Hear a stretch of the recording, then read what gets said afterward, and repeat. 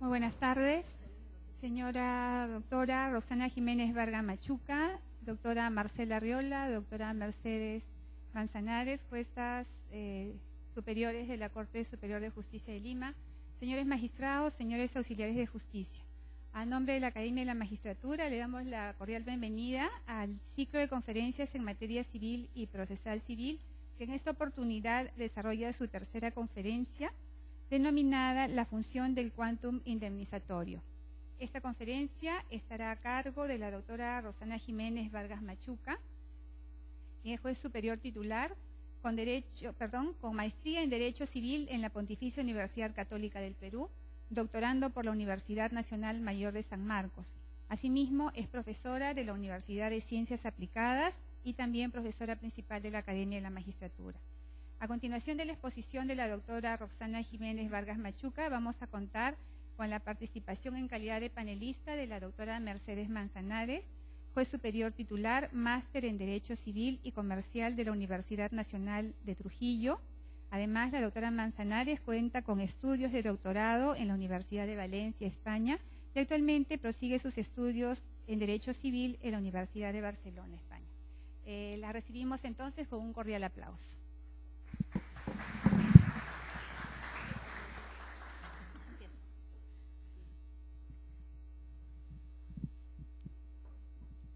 Buenas tardes.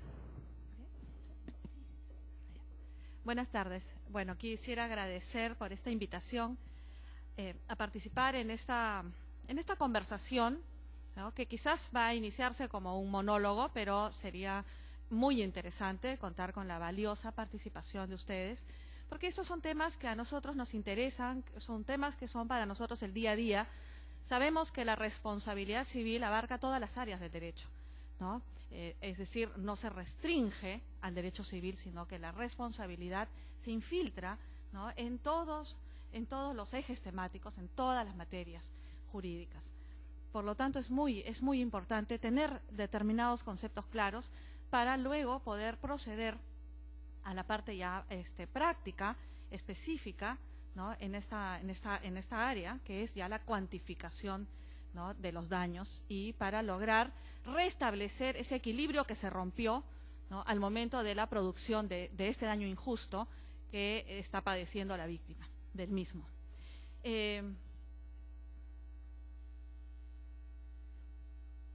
Siempre es bueno, antes de entrar, ¿no? a aspectos puntuales, concretos, porque nosotros siempre nos preguntamos cómo cuantificamos determinado tipo de daño. Por ejemplo, ¿cómo cuantifico este daño moral, ¿no? Esta persona fue atropellada, ¿no? y ha perdido la movilidad, ¿no? en general, ya no puede caminar, o ya no camina igual, o ya no puede ver, o ya no puede razonar, ¿no? Hace poco conversaba con una persona que se dedicaba mucho al área académica, pero mucho, y lamentablemente, por causa de un accidente, ha sufrido un problema en el cerebro, por el cual, fíjense que nosotros cuando hablamos, ¿no? cuando ustedes escuchan lo que yo estoy hablando, mi mensaje se decodifica y entra, ¿no es verdad?, al receptor, que son ustedes, ¿no? Y se vuelve a hacer una codificación y se entiende las palabras y se comprende, ¿no? La cadena, que es todo el mensaje, ¿no? Ese proceso es tan inmediato que nosotros obviamente no nos damos cuenta de todo lo que está ocurriendo. En este caso concreto que les cuento, por poner simplemente un ejemplo para poder empezar, ¿no? Esta persona sufre ahora una interrupción de esto, de este tránsito.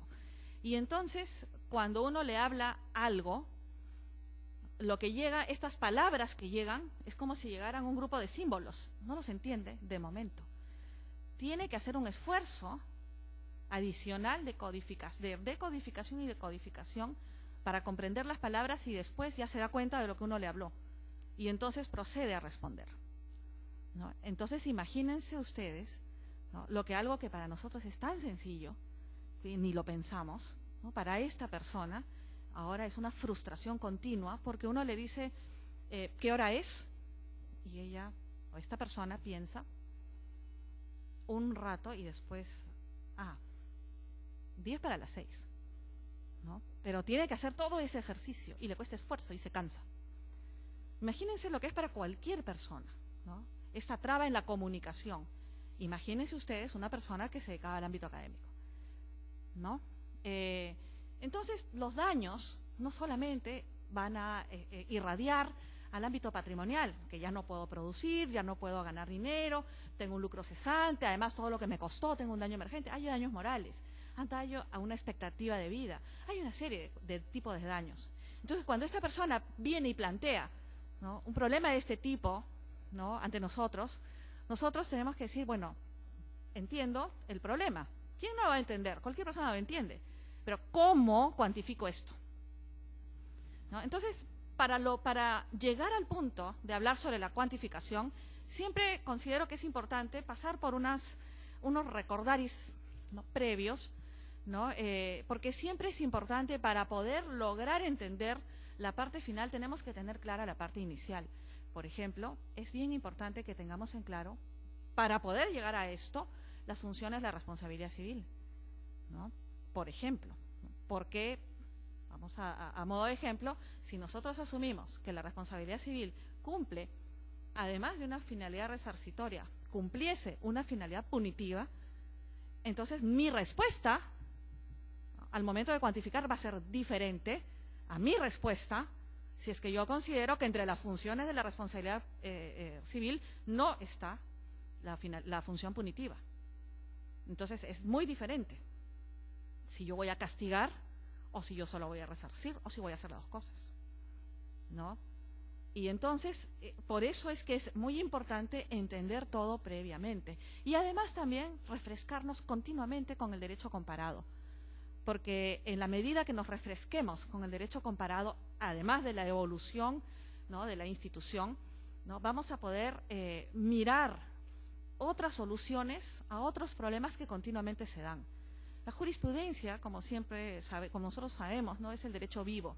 El derecho vivo no es simple, es, a diferencia, ¿no?, de la teoría, no es una cuestión de ideas nada más, ¿no?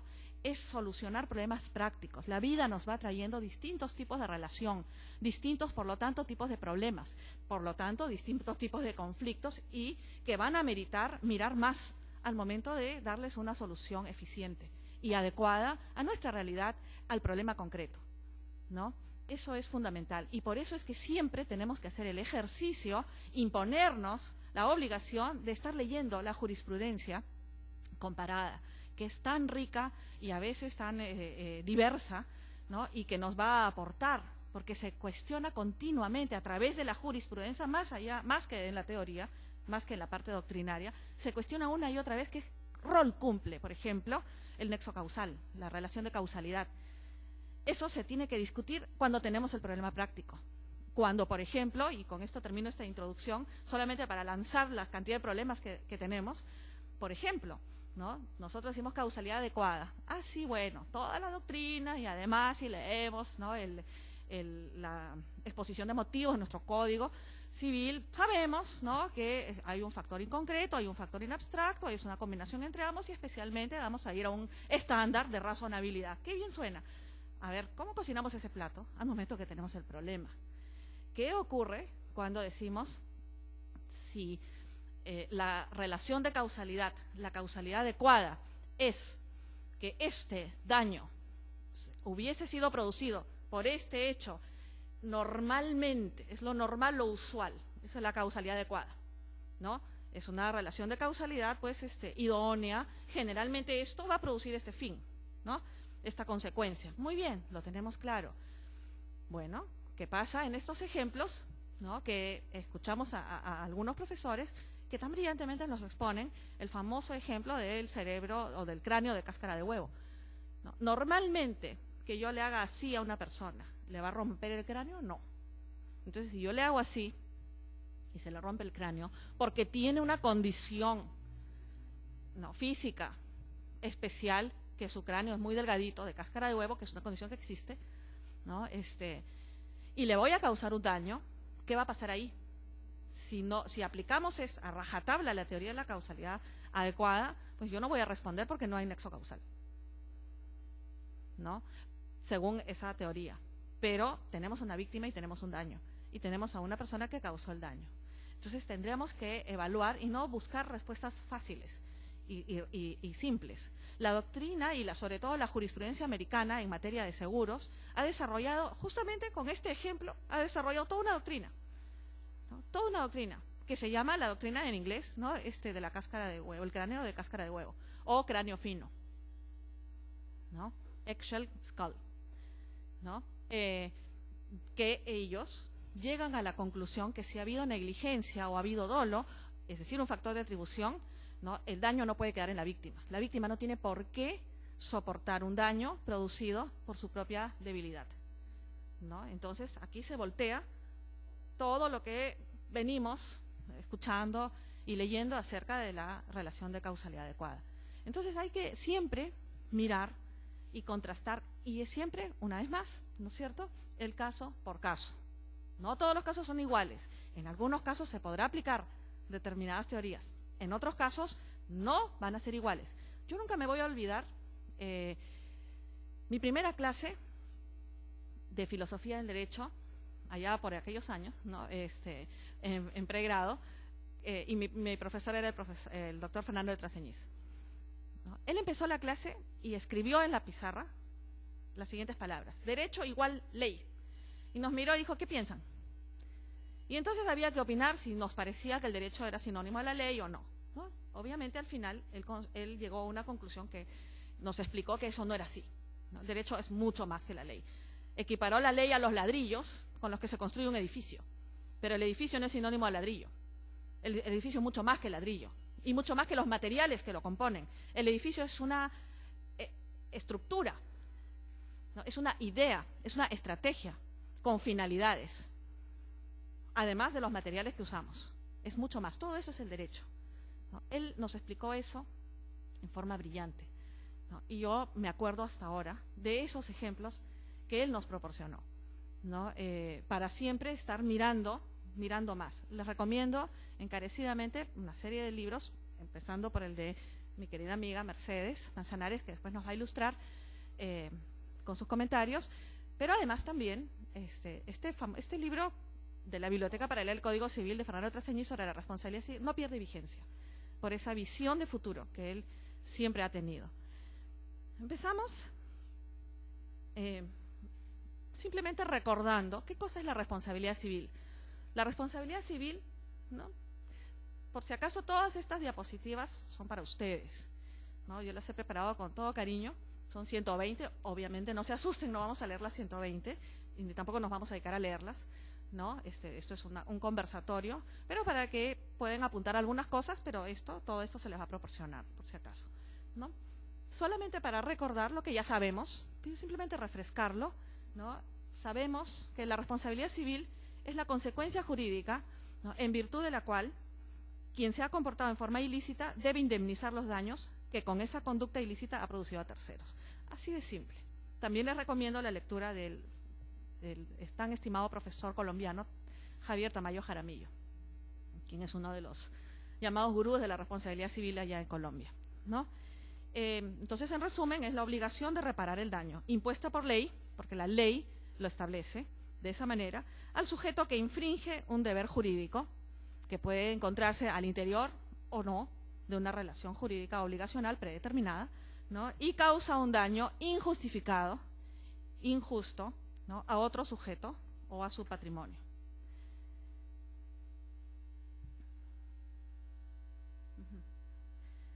Sí.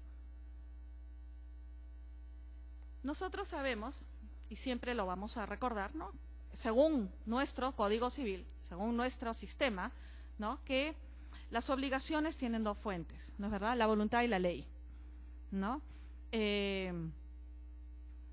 De acuerdo, ¿no?, a la teoría más tradicional, ¿no?, de la voluntad surgen, ¿no?, las relaciones obligacionales, por ejemplo, provenientes de las fuentes contractuales, ¿no? También provienen otro tipo de obligaciones, ¿no?, como por ejemplo el enriquecimiento sin causa, la gestión de negocios, la promesa unilateral. Será voluntad no consensuada como un contrato, pero es voluntad, ¿no?, de generar una relación obligacional. Todo esto el incumplimiento de estas obligaciones generadas por estas fuentes voluntarias va a generar responsabilidad llamada contractual, ¿no? Mal llamada contractual, porque como les digo, estas fuentes trascienden los contratos, ¿no? Contractual y también enriquecimiento sin causa, promesa unilateral y gestión de negocios, que no son fuentes contractuales. Pero nosotros, ya por costumbre, por tradición, lo llamamos responsabilidad contractual. Y en el código, adecuadamente, se llama responsabilidad por inejecución de obligaciones. Y luego tenemos las obligaciones, ¿no?, con fuente directamente y exclusivamente de la ley, ¿no?, que son lo que propiamente, nosotros, lo que no propiamente, sino que tenemos en nuestro código como responsabilidad extracontractual, que como les digo no es un término muy propio, porque hay fuentes extracontractuales, ¿no?, son fuentes extracontractuales que provienen de la voluntad, como les he dicho hace un momento. Entonces no es tan preciso, pero nosotros estamos acostumbrados a esa terminología. Entonces cuando hablamos de responsabilidad extracontractual, nos estamos refiriendo, ¿no?, a la voluntad, a la responsabilidad que nace a partir, ¿no?, del hecho, a la relación que nace a partir de este hecho ilícito, que es el que ha causado este daño, ¿no? A partir de ahí recién se vinculan estas partes, ¿no?, y nace la responsabilidad extracontractual. En todos los demás supuestos, ¿no?, donde ha habido una voluntad previa, estamos en el capítulo de responsabilidad por inejecución de obligaciones. Se habla mucho, y esto sí lo voy a decir en forma breve porque no es el tema que nos concierne, se habla mucho acerca de la unificación o no de la responsabilidad, ¿no?, contractual y extracontractual, ¿no? Hace poco tuvimos, ¿no es cierto?, una exposición interesantísima a cargo del profesor Juan Espinosa, quien asume la posición, ¿no?, de quienes consideran que debería unificarse, porque la cantidad de elementos en común amerita que se simplifique, y de esa manera además se eviten los problemas de estas zonas grises, donde es difícil determinar cuándo estamos ante un tipo y cuándo estamos ante el otro, y eso dificulta también el desarrollo, ¿no?, de una pretensión procesal, ¿no? Y muchas veces, pues, por causa de esto y por la diversidad de criterios que pueden haber entre diversos jueces y diversas instancias, si para algunos esto es contractual y para otros esto es extracontractual, podemos llegar al final de un proceso sumamente largo a decir esta demanda es improcedente. Entonces no se va a lograr la tutela jurisdiccional efectiva que se está pidiendo. Entonces, para evitar todos esos problemas es más conveniente unificar, ¿no?, entre otras razones. Hay otra corriente que considera que no hay que unificar porque son dos supuestos distintos y no podemos amalgamar cosas diferentes, ¿no? Igualdad, no hay una relación de identidad entre los dos tipos de responsabilidad civil. En lo personal yo me adhiero a esta última, aunque tengo mis reparos y comprendo la otra posición.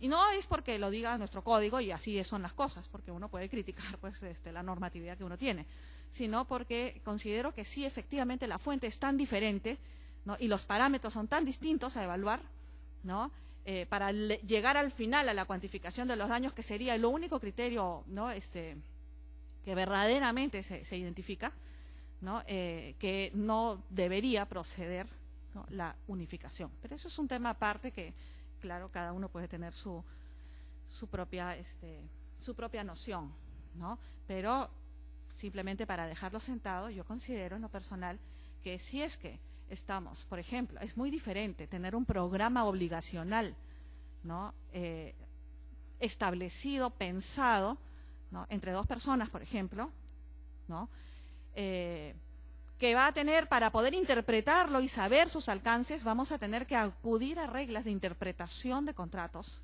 muy puntuales, muy distintas, muy específicas, para poder saber si se ha llegado a la antijuridicidad o no, ¿no? Y además, ¿cuál es el alcance de la responsabilidad? Es tan distinto el estudiar eso, analizar ese tipo de caso, que analizar un caso de responsabilidad llamada extracontractual, ¿no? Es completamente diferente. Por eso es que, entre otras razones, yo considero que debería mantenerse la diferencia que hay. Las diferencias de otro orden, en realidad sí me parecen irrelevantes, ¿no? Que se haga la diferencia en función a los distintos plazos prescriptorios, y eso a mí me parece irrelevante. Aunque tiene un sentido que haya el plazo de la responsabilidad y inejecución de obligaciones sea más largo. Tiene una razón de ser, porque muchas veces se considera que la responsabilidad contractual, ¿no? Es parte de todo un decurso de una relación obligacional y por lo tanto se justifica su plazo extendido. Pero en fin, son otros temas. Antes de entrar a estos otros aspectos, ¿no? Quisiera hacer también, de la forma más breve que pueda, ¿no? Un recuento que siempre me parece importante, ¿no? Acerca de la evolución, ¿no? De lo que es el criterio de culpa y en general de los factores en lo que es la responsabilidad civil. Y esto es importante porque nos va a ayudar también a comprender que debemos privilegiar al momento de estudiar un caso específico, ¿no? Por ejemplo, ¿no? Bueno, les comento que cuando en sus albores, ¿no? La responsabilidad en general se basaba en criterios como la ley del talión y criterios más, esos fueron sus criterios primarios, por decirlo de alguna forma, ¿no? Cuando ya se comenzó a trabajar específicamente este tipo de tema en la codificación, ¿no? Inicialmente, ¿no? La responsabilidad civil no tenía como eje la reparación a la víctima. Si bien, evidentemente, su finalidad va a ser la reparación, ¿no? Toda la normativa, porque las cosas no son solo porque yo digo que lo sean, sino porque todo el conjunto me lleva a eso. Y todo el conjunto no llevaba a eso. ¿Por qué? Porque, en primer lugar, no había responsabilidad objetiva. Luego, el criterio era culpa, ¿no? Reminiscencias de la noción de pecado, ¿no? Sanción, ¿no? No había inversión de carga de la prueba. Entonces, la víctima tenía que probar todo, ¿no? La víctima tenía que probar absolutamente todo. La víctima tenía que probar el daño que se le había causado, la conducta antijurídica, la relación de causalidad, tenía que probar el factor de atribución, tenía que probar todo, ¿no? Entonces, imagínense, ¿no? En cuántos casos una persona que es víctima de algún daño va a estar en condiciones de probar todo eso, ¿no? En realidad, en muy pocos casos. Además, es muy costoso. Y por lo tanto, el tema de la responsabilidad civil, ¿no? Derivaba finalmente, ¿no? En una suerte, por llamarlo de alguna forma, de inimputabilidad, ¿no? Y entonces, eso obedecía, uno a veces piensa, cuando uno mira la historia hacia atrás, uno piensa, claro, lo que pasa es que no habían evolucionado y entonces no se habían dado cuenta de qué cosa era lo importante y el pensamiento. No es así, no es por eso, ¿no? Toda política jurídica obedece, ¿no? A una política económica, ¿no? A una política en general, a una dirección, ¿no? De la sociedad. Nosotros estamos ubicados, pues, en una sociedad occidental. Entonces, recordemos el momento histórico, ¿no? Recordemos la Revolución Francesa, recordemos, ¿no? El sistema, pues, privatístico, ¿no? A rajatabla que existió, ¿no? La doctrina del laissez-faire, laissez-passer, le mandat de lui-même, ¿no? Que es que dejar hacer, dejar pasar, ¿no? Y cada uno sabe mejor que nadie qué es lo que a uno le conviene, ¿no? Yo me defiendo solo, ¿no? No había publicismo, no había esa equiparación, en fin, no se desarrolló mucho los conceptos que luego sí se desarrollaron bien sobre la buena fe, por ejemplo, sobre todo no solamente la buena fe objetiva, sino el desarrollo de la buena fe subjetiva, que fue muy interesante. Y muchas otras instituciones que luego fueron, en algunos casos, pues, mejoradas y en otros casos creadas, ¿no? Para equilibrar la verdadera diferencia que existe, ¿no? Entre las relaciones humanas, ¿no? Pero inicialmente se consideraba que éramos tan iguales que todos podíamos defendernos. El Estado no tenía que intervenir, ¿no? La mano del mercado, tan sabia. Entonces, en ese contexto, ¿no? Obviamente un sistema de responsabilidad civil tenía un sentido con reglas de ese tipo, ¿no? Que no colocaran los reflectores totalmente en la reparación a las víctimas, sino, ¿no? Que le cueste reparar. ¿Por qué? Hay una explicación también. La explicación es, si ustedes todos sabemos, si hay mayor riesgo, ¿yo invierto? ¿Qué rol juega el riesgo en mi inversión? A menor riesgo, mayor inversión, ¿no? Y si la casa que voy a comprar es posible, ¿no? Que tenga un riesgo de que me la quiten, probablemente no la compro.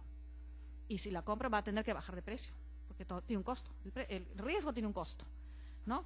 Entonces, si yo voy a responder, probablemente no me anime a invertir.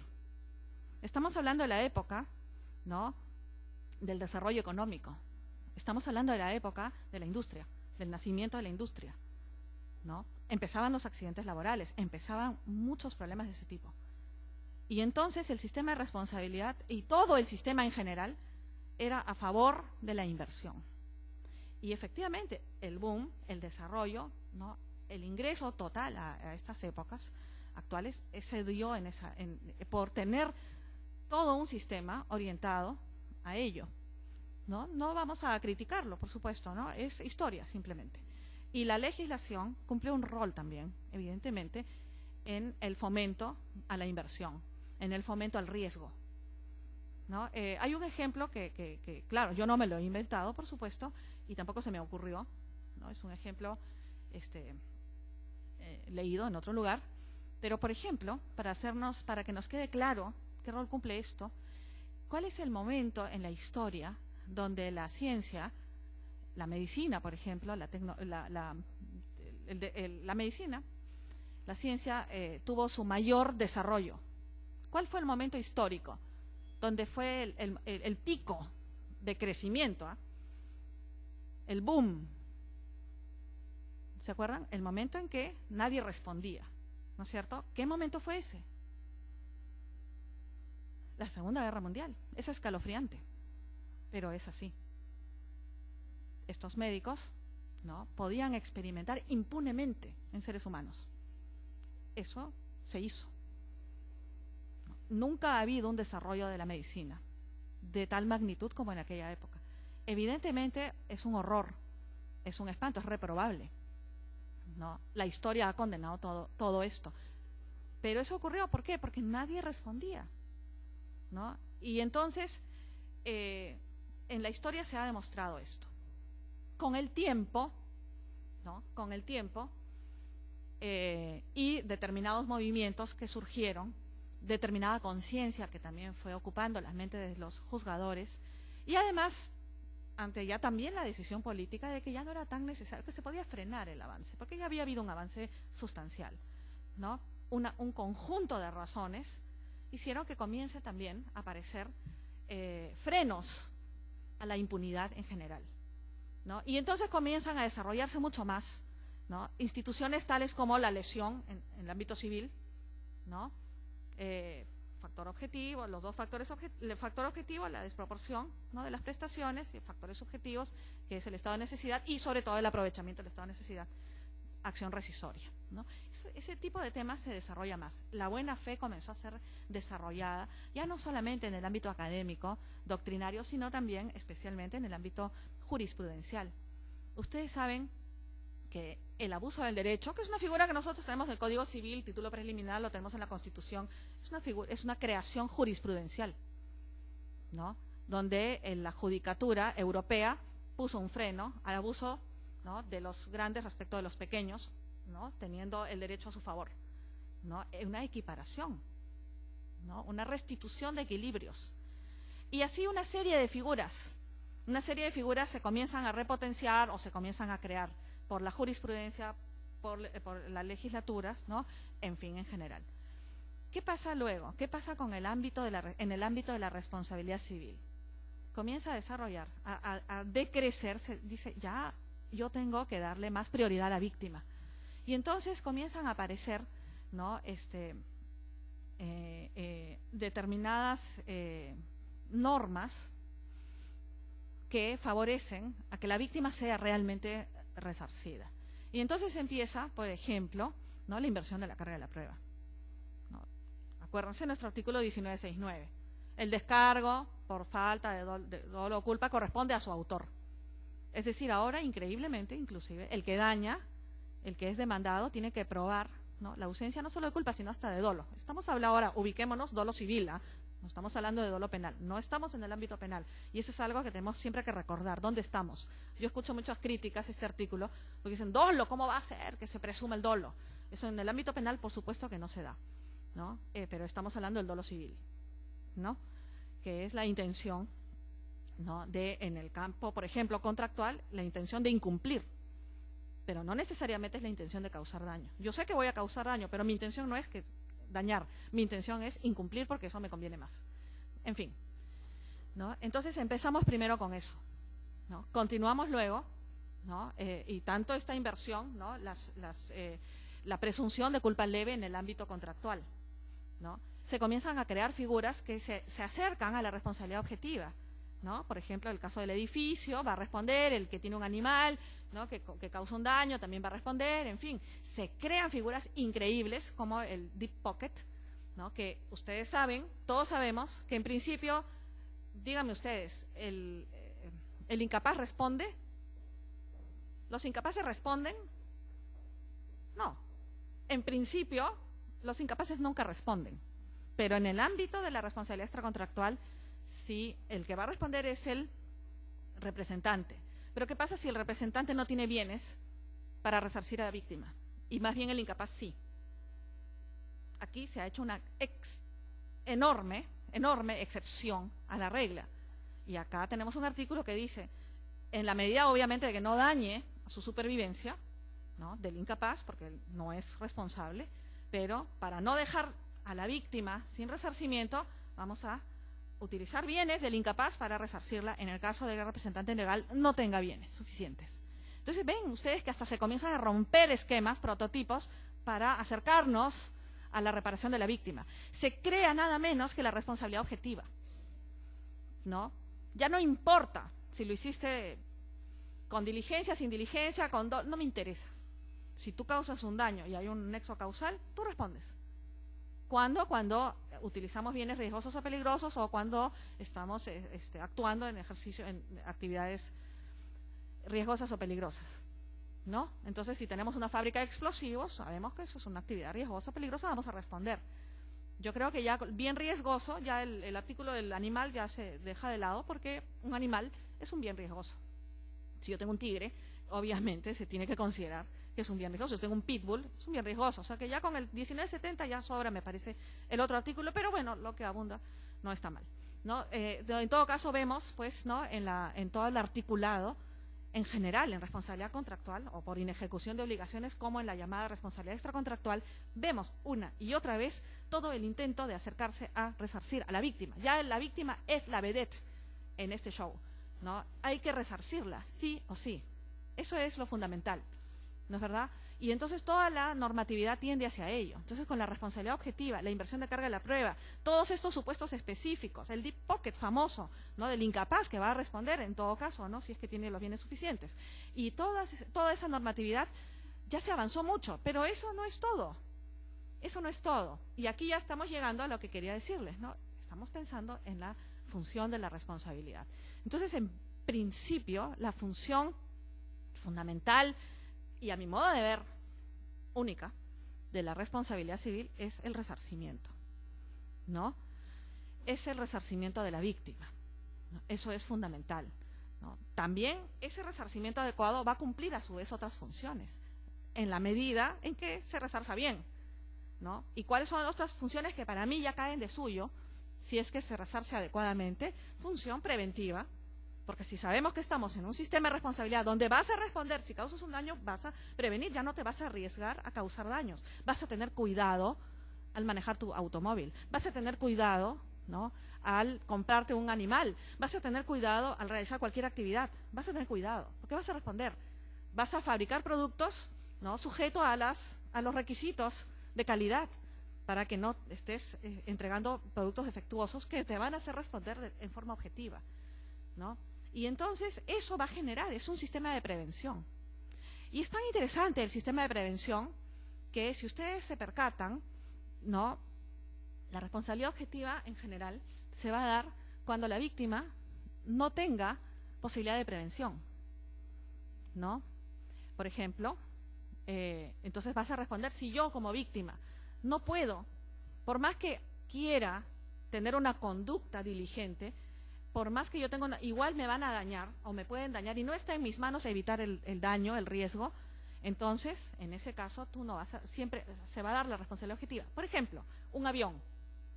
Si ustedes, cualquiera de nosotros nos subimos a un avión ¿Qué posibilidades de prevención tenemos nosotros de ese accidente? Ninguna. No es como ser peatones y tenemos la posibilidad de prevenir cruzando adecuadamente la calle, subiéndonos por la vía peatonal. Tenemos formas de prevenir, pero si compramos un pasaje, ¿no?, en American Airlines y se cae el avión, nosotros no, por más que no pongamos la maleta sin carga, en fin, hagamos todo lo que buenamente se debe hacer, no estamos en ninguna condición de evitar el daño. El daño, entonces, la prevención está 100% en manos de la contraparte. En esos casos, prepondera la responsabilidad objetiva. Cuando la prevención es solamente unilateral, es responsabilidad objetiva. Cuando la prevención es bilateral, se va a dar generalmente responsabilidad subjetiva, o sea, factor de atribución dolo-culpa, ¿no?, donde hay una posibilidad de prevención por ambos lados, ¿no? Entonces, esas son las doctrinas que están insuflando, ¿no?, hoy en día, ¿no?, el sistema de responsabilidad para lograr un resarcimiento adecuado y generar un sistema de prevención idóneo para que nuestra sociedad camine bien. Pero eso no es todo, ¿no? Eso no es todo en realidad, ¿no? Hoy en día, bueno, no es ninguna novedad, por supuesto, ¿no?, pero hoy en día no solamente se va a resarcir, ¿no?, ¿quién es responsable? ¿No? ¿Quién es responsable? Inicialmente era el causante del daño, ¿no? El que me empujaba y me hacía caer, ese responde. Ay, qué fácil. Pero hoy en día responsable no es causante del daño.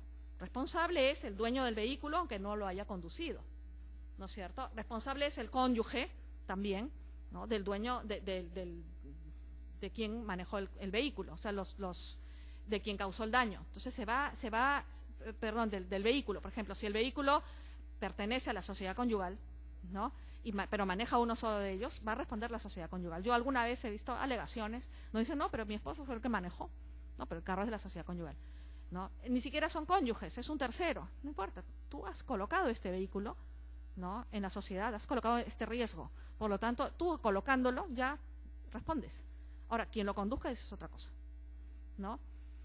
Entonces comienzan a haber, salvo que comencemos a haber rupturas, ¿no?, del nexo causal y intervengan terceros que me rompen esta relación. Pero si no, la responsabilidad se va a extender a otros, ¿no? Y entonces comienza a aparecer los seguros. Y los seguros se dan cuando el riesgo yo no lo he colocado. Fíjense ustedes, si yo me compro un cocodrilo, yo estoy trayendo obviamente un riesgo, ¿no? Pero si yo manejo un carro, yo estoy introduciendo un riesgo a la sociedad en el sentido de que es un riesgo que la sociedad no tenía y yo lo estoy trayendo. No es así, ¿no es verdad? Yo necesito un carro, ya sea que sea mío, ya sea que contrate un taxi para que me transporte, ya sea por la razón que sea. Yo para venir acá, como usted, tenemos que venir en algún vehículo, ¿no? Sea propio o ajeno, no importa. Sea público o privado, no importa, ¿no? Entonces nosotros tenemos que ahora, hoy en día, ya no podemos decir que hemos introducido un riesgo a la sociedad al usar un vehículo. La sociedad nos impone, ¿no?, la necesidad de usar vehículos. Y entonces, ya entonces empieza un poquito la comezón. ¿Quién responde? Ya yo atropellé, pero, digamos, incluso yo cumplí las reglas. Yo tengo que responder en forma objetiva, sí. Pero también, discúlpenme, pero la sociedad me ha obligado a usar un vehículo. ¿Qué hago? ¿No?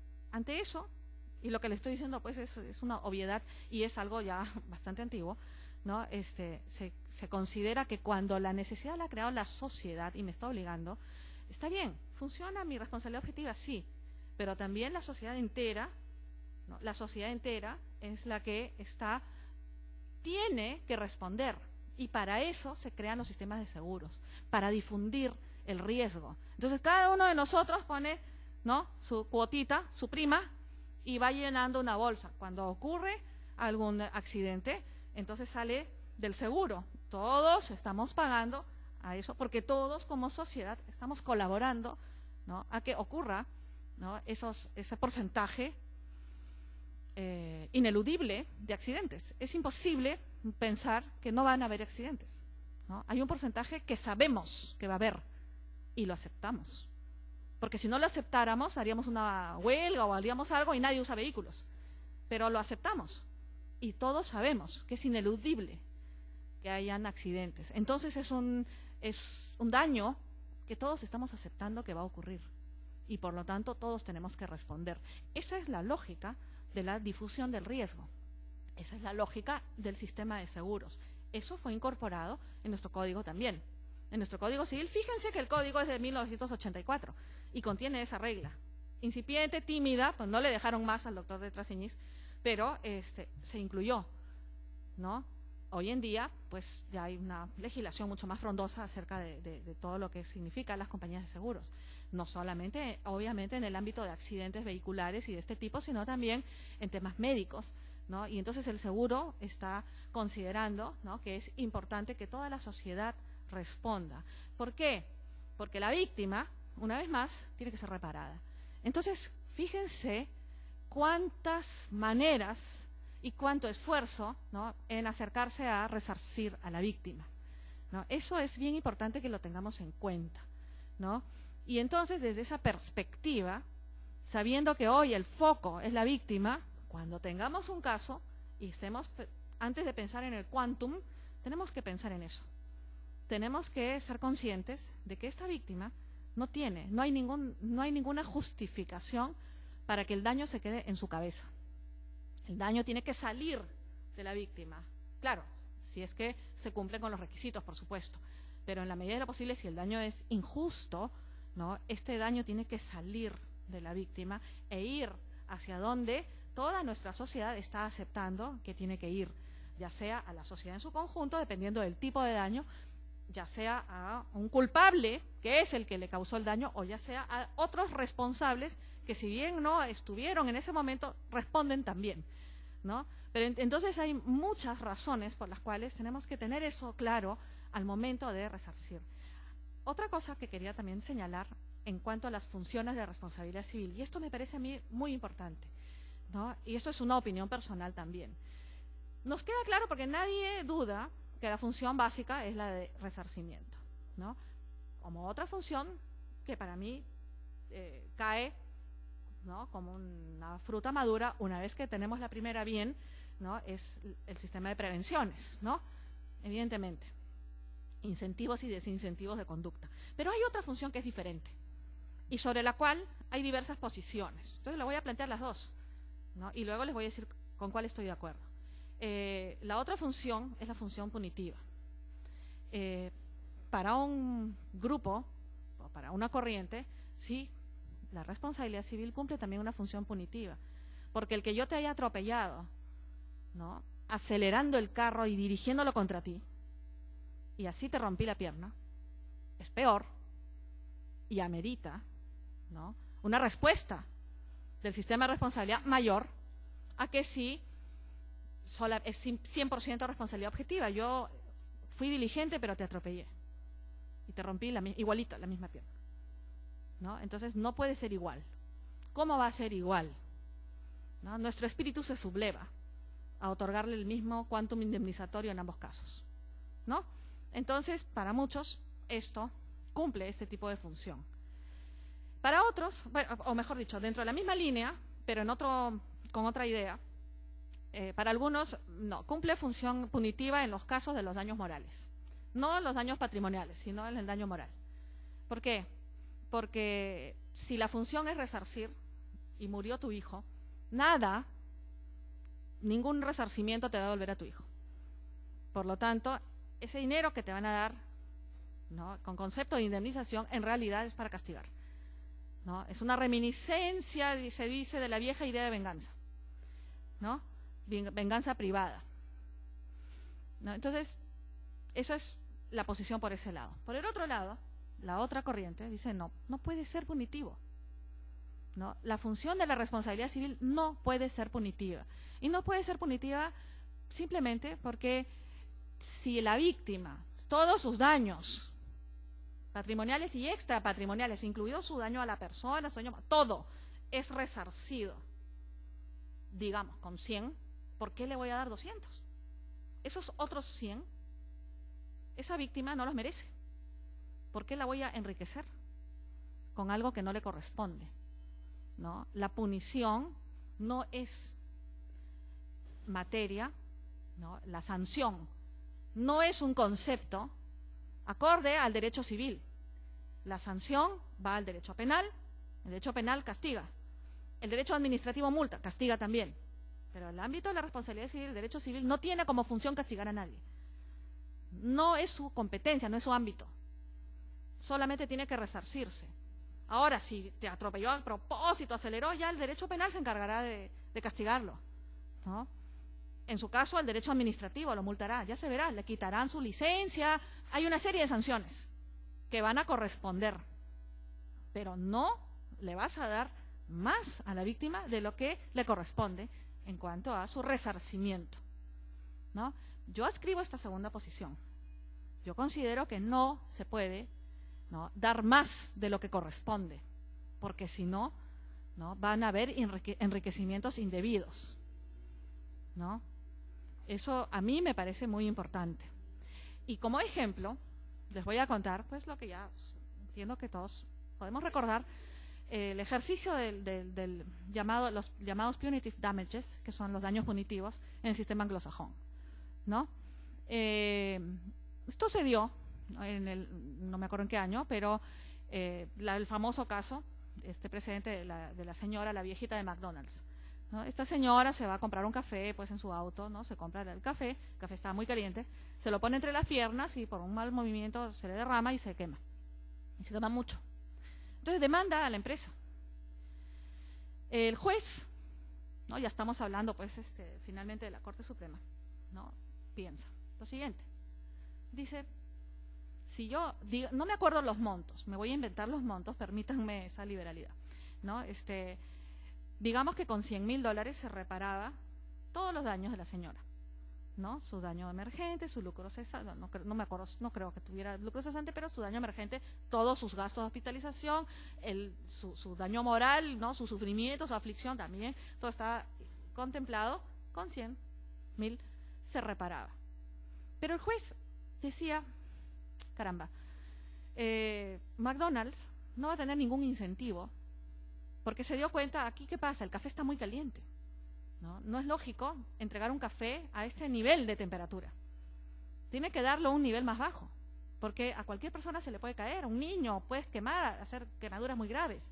No puedes entregar un bien tan peligroso de esta manera. Y café caliente todavía está bien a menor temperatura, porque era demasiado alto.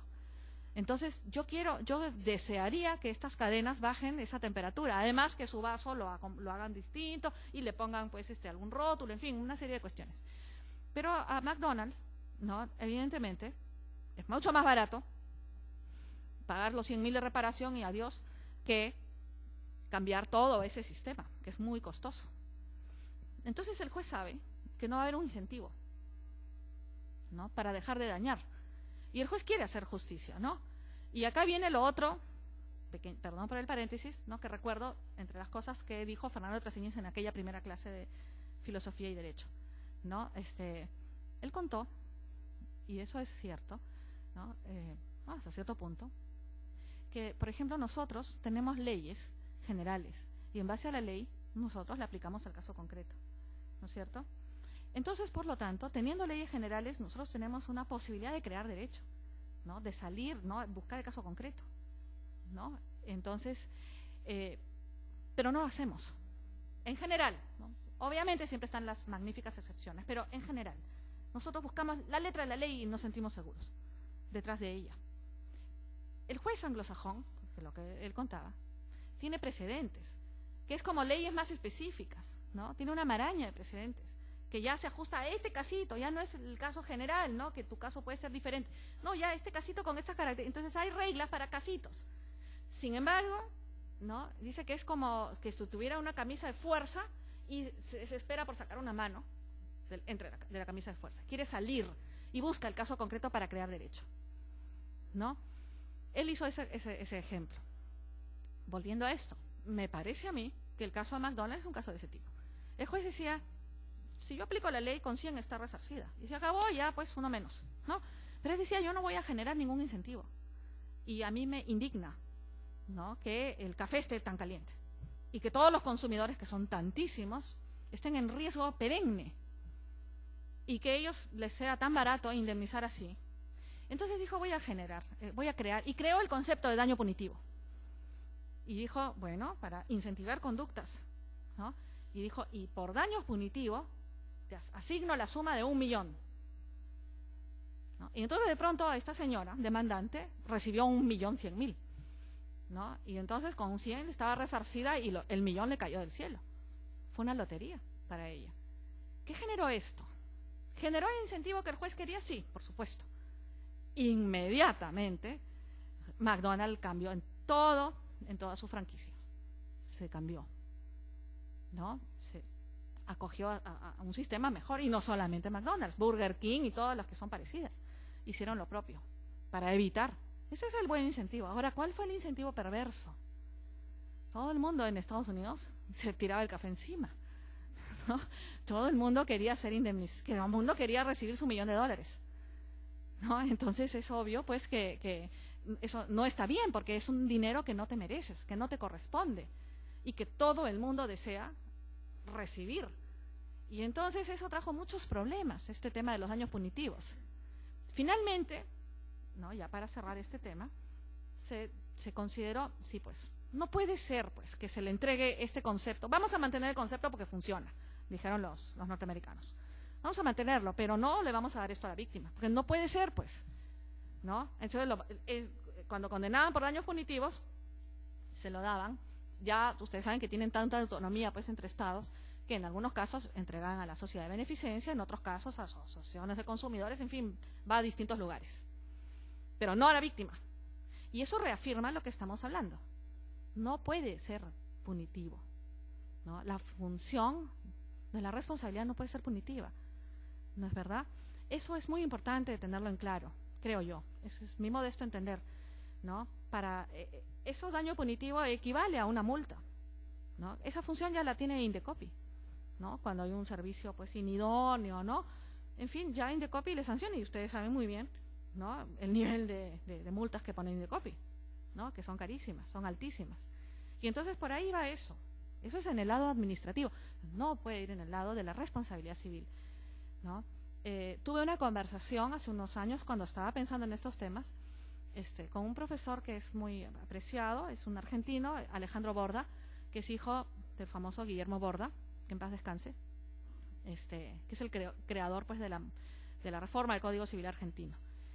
Alejandro Borda y yo conversábamos sobre este tema, ¿no? Y entonces él me decía, pero imagínate, me decía, si una persona, por ejemplo, en un accidente en la empresa donde trabaja, pierde un dedo, ¿no? Por negligencia de otro, pero negligencia y pierde el dedo.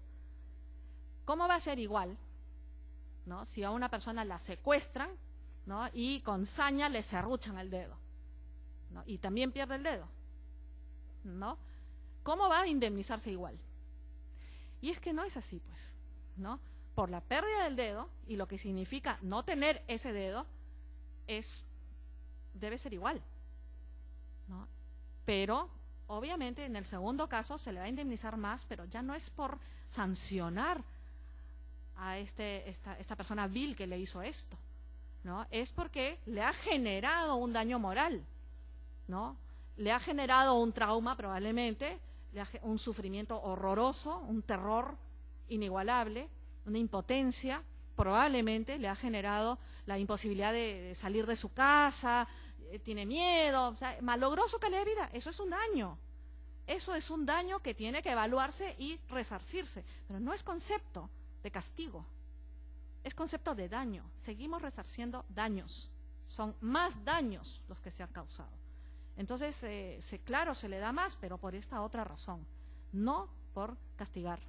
Ya estos secuestradores, esta gente, obviamente tenemos el derecho penal, ¿no? Entonces yo creo que eso lo tenemos que tener en claro al momento de analizar el caso, ¿no? Al momento de analizar el caso. Y nosotros como personas que analizamos el caso concreto, es obvio que nos podemos sentir sublevados interiormente cuando vemos un caso de ese tipo, ¿no? O un daño tan injusto. Entonces nos vemos probablemente tentados a sancionar. Pero hay que tener los conceptos claros y el rompecabezas bien armado para saber cómo abordar esta problemática al momento de cuantificar, ¿no? como siempre el tiempo va volando, ¿no? Todo esto lo voy a pasar rápidamente, porque ya no, bueno, es algunas diferencias conceptuales entre responsabilidad moral y responsabilidad jurídica. La responsabilidad jurídica es cuando está previsto en la norma y entonces se responde, ¿no? De la simple responsabilidad moral que se sanciona socialmente, pero no necesariamente en lo jurídico, ¿no? Y sobre eso hay tantos casos, ¿no? La vez pasada, ¿no? En la conferencia del doctor Espinosa estábamos recordando, por ejemplo, ¿qué les parece a ustedes? ¿Es indemnizable que un compadre, este es un caso concreto, ¿no? El caso de los compadres, ¿no? Y uno de ellos tuvo un romance con la esposa de su compadre. Entonces este señor, el esposo, dijo, perdono a mi esposa porque es mujer, dijo, bueno, machista, ¿no? Dijo, las mujeres no son imputables por esta cosa, ella no tiene la culpa. Pero él sí, ¿no? Porque él la ha seducido y él ha arruinado mi vida feliz hogareña, ¿no? Entonces, la pregunta es, ¿ese es un daño indemnizable? El tipo realmente ha sufrido. Eso ha traído tantos cuestionamientos, ¿no? En un tribunal de Milán se decidió, en un caso similar, que sí tenía que indemnizar, ¿no? Pero en otros ámbitos se considera que no, ¿no? Porque quien tiene la obligación es la esposa, la obligación de fidelidad. El compadre, no, ¿no? Entonces, hay distintas perspectivas, hay que saber entender, ¿no?, dónde está la responsabilidad jurídica. Y bueno, si quieren saber de ese caso, es un caso que yo tuve, ¿no? Yo al final, ante la duda, obviamente, uno dice, ¿lo admito o no lo admito? Hay casos en que no, es claro que no se admite. Hay casos en que, ¿no? Yo siempre proaccione. Ante la duda, admite. Ya veremos, ¿no? De tanto devanarse los sesos, bueno, corresponderá admitirlo y ver qué pasa. Bueno, para que sepan qué pasó, el compadre contesta la demanda y dice que eso era una treta entre marido y mujer para sacarle dinero, y al final eso fue así, ¿no? Entonces, bueno, el caso se cayó solo. Bueno, esto es todo lo que hemos venido hablando: responsabilidad penal, responsabilidad, los antecedentes, todo es lo que hemos venido conversando. Esto sobre los daños punitivos, las funciones de la responsabilidad civil. Y se dice mucho, me olvidaba de señalarles, que también está dentro del concepto de resarcimiento, pero en el caso de los daños morales se habla que la función de la responsabilidad es, como siempre tenemos esa duda existencial acerca del daño moral, ¿no? Si es resarcible, nadie me va a devolver, ¿no?, ese ser querido que yo perdí, ¿no? Entonces se considera que más que un resarcimiento, la función es aflictivo-consolatoria, ¿no? Entonces vamos a tratar de cuantificar este tipo de daño. Lamentablemente no te puedo dar un hijo, no te puedo dar a otra persona, no puedo hacer nada más que darte la representación de valor, que es el dinero, para que tú veas qué haces con esto y tú procures tu consuelo adquiriendo o viajando o viendo de qué manera, ¿no?, lo inviertes para tratar de consolarte. Entonces la función sería aflictivo-consolatoria, ¿no? Sabemos, ¿no?, la función, los elementos o requisitos: antijuricidad, daño, relación de causalidad, nexo causal, ¿no? Todo esto es lo que ya hemos también conversado, ¿no? Se me acabó el tiempo.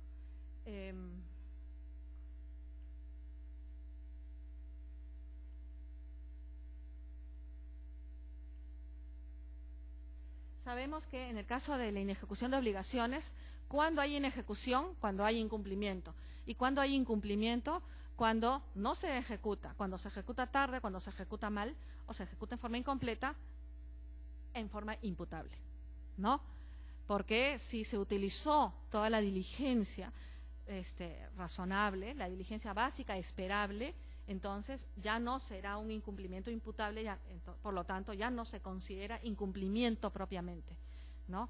Entonces el concepto general es inejecución, pero dentro del género inejecución tenemos dos tipos, ¿no? Tenemos el incumplimiento, que es el propiamente imputable, que va a generar responsabilidad por inejecución de obligaciones, y tenemos también cuando se inejecuta, no se incumple, se inejecuta pero por causas no imputables a uno, ¿no? Si viene un tercero y me impide, si hay un caso fortuito, ¿no?, de fuerza mayor, ¿no? En responsabilidad extracontractual se habla también de hecho determinante de tercero o de imprudencia de la víctima, que también puede darse, ¿no?, en el caso de la inejecución de obligaciones. Si bien no está mencionado en el artículo correspondiente, porque solamente se habla de caso fortuito de fuerza mayor, ¿no?, es que son eventos extraordinarios, irresistibles e imprevisibles, también puede darse, ¿no?, con conducta de la víctima, el equivalente a víctima, ¿no?, en la responsabilidad extracontractual.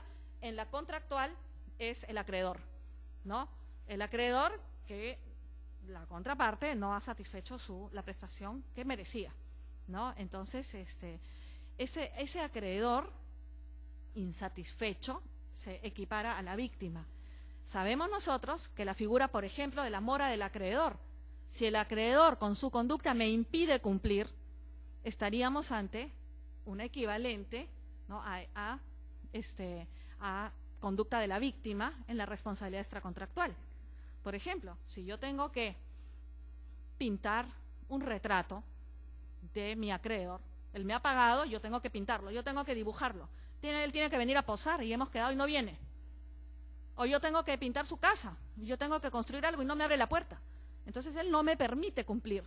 Y yo necesito una conducta de él para poder yo cumplir con mi prestación. Entonces yo no la cumplo, yo incurro en retraso, pero es por culpa de él.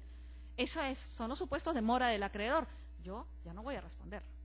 Más bien, por el contrario, él va a responder. Pero yo no voy a responder. Eso, ¿no?, es también lo que vendría a ser el equivalente en responsabilidad extracontractual, ¿no?, de hecho determinante de la víctima, por ejemplo, ¿no? Y sobre esto también quiero mencionarles algo adicional. Nosotros sabemos, ¿no?, que en responsabilidad extracontractual tenemos la llamada con causa, ¿no es verdad? La llamada con causa es cuando la víctima misma también, ¿no?, colabora, ¿no?, participa en el hecho que ha causado el daño, colabora con su daño, ¿no?, a la producción de su daño, ¿no? Y entonces en esos casos hay concausa. ¿Qué dice la norma? La norma dice, en los casos de concausa hay que ver cuánto participó la víctima, ¿no? Si participó 100% ya no es concausa, ya es fractura de nexo causal. Pero si colaboró, entonces se señala que en ese porcentaje que se tendrá que establecer se va a reducir la indemnización. ¿No es verdad?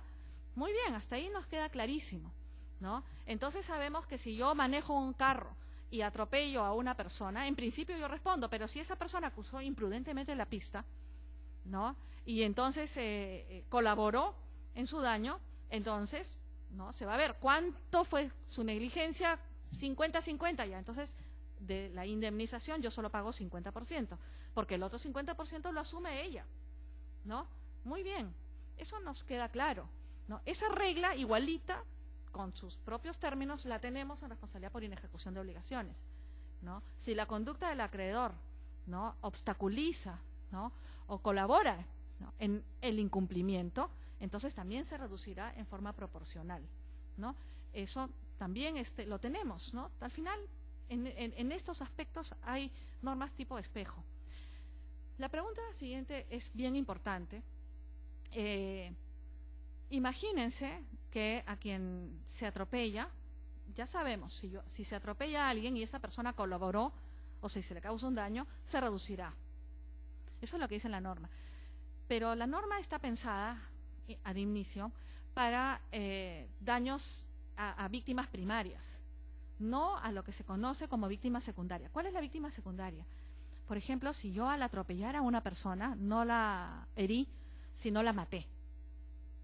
Ya, esa persona ya no es la víctima, porque ya se murió, ¿no? ¿Quién es la víctima ahora acá? ¿Quién puede demandar indemnización? Los familiares, ¿no es cierto? Daños y perjuicios que piden los familiares. No es la víctima directa, porque esa ya falleció. Es una víctima, ¿no?, que se produce como consecuencia de la primera víctima, ¿no? Entonces es lo que se llama daños secundarios, ¿no? En esos casos, ese daño, yo al matar a su familiar le he producido ese daño, ¿no? Eso es lo que se llama daños por repercusión o rebote en la doctrina, ¿no? Ese daño, yo les pregunto, ¿procedería la concausa? Si yo a la persona que atropellé, esa persona cruzó imprudentemente la pista y murió, pero colaboró, ¿no?, porque cruzó imprudentemente, pero murió. ¿Yo tengo que resarcir el 100% del daño moral a su familiar o o se reduce también? ¿Se aplica la regla de la concausa a los daños por repercusión o rebote o no? Yo tuve uno de esos casos, parece muy simple. No tenemos una sola regla en todo nuestro sistema que establezca esto. No existe. La respuesta ha sido jurisprudencial.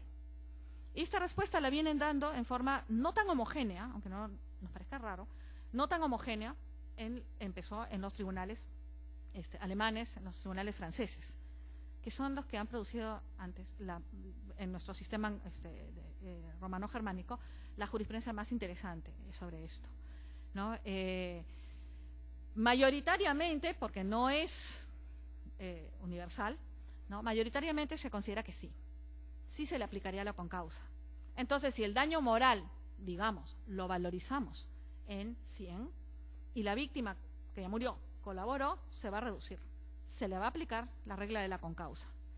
Pero para algunos escasos, ¿no? O sea, minoritariamente, digo, consideran que no se aplica esto, ¿no?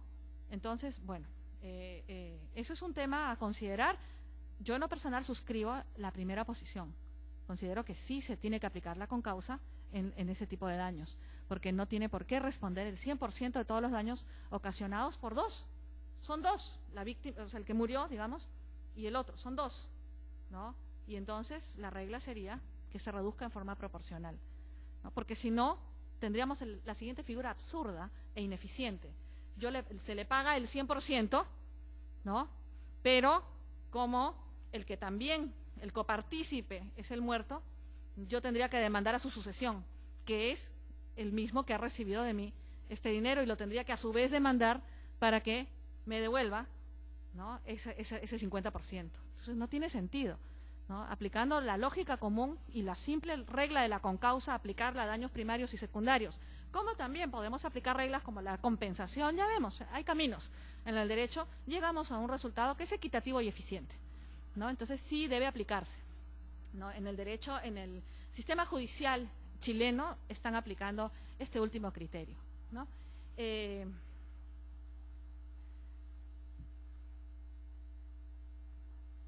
Esto es lo mismo que estamos hablando. Ya sabemos la diferencia entre caso fortuito de fuerza mayor. No hay diferencia en realidad para nuestro, o sea, conceptualmente, pues acto de Dios, acto del príncipe, ¿no? O sea, hechos de la naturaleza, hechos de los hombres, ¿no? La diferencia. Pero más allá de esa diferencia, ¿no? En realidad lo usamos en forma indistinta, ¿no? Para nosotros significa, ¿no? Un evento irresistible, impredecible y extraordinario, ¿no? Sí, ya acabó.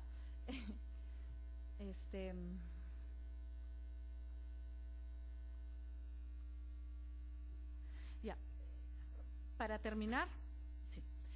Entonces voy a terminar algunos aspectos ya sin guiarnos de las diapositivas, que son de mucho interés, ¿no? En la responsabilidad extracontractual, la reparación es integral, ¿no? El artículo 1985 establece que se resarcirá por todo concepto, ¿no? Lucro cesante, daño emergente, daño moral, incluso incluyen el término daño a la persona, ¿no?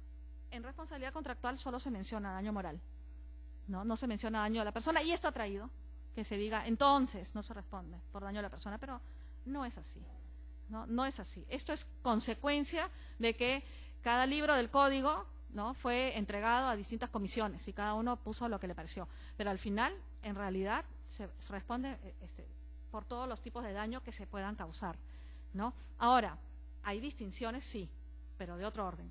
En responsabilidad por inejecución de obligaciones, el artículo 1321, si no me equivoco, señala que cuando la inejecución de la obligación se debió a causa leve, ¿no? A culpa leve, perdón, entonces va a responder solamente por los daños previsibles al momento de contraer la obligación. Cuando la inejecución de la obligación obedece a factor de atribución culpa grave, ¿no? Culpa hacia arriba, ¿no? Y dolo, entonces la reparación será integral porque va a comprender también los daños imprevisibles, ¿no? ¿Cómo se establece cuándo un daño es previsible y cuándo un daño no es previsible? ¿No? Mediante estándares, ¿no? De regularidad. Esto normalmente, no en el caso concreto, ¿no? Y no en casos demasiado generales, sino en un caso un poco abstracto, pero sobre la misma materia, en condiciones similares, ¿no? El estándar, ¿no?, de personas correctas, según la doctrina, ¿no?, razonables, hubiera podido prever esto. Entonces, ese estándar se va a aplicar, se va a elaborar jurisprudencialmente caso por caso, según las circunstancias, y se va a establecer el estándar, y según ese estándar se podrá distinguir qué daños serán previsibles y qué daños serán imprevisibles en el caso que tengamos, pues, dependiendo del rango de culpa, ¿no?, del nivel de culpa que se haya establecido. Eso es un tema importante, ¿no? La reparación, entonces, va a ser, pero es integral en el sentido de todos los tipos de daño, ¿no? Hay un artículo muy interesante, que es el artículo 1322, no me acuerdo el número, pero está en el capítulo de inejecución de obligaciones, y que es un artículo que trae mucho debate, no poco debate, que es el criterio de equidad para el quantum, ¿no?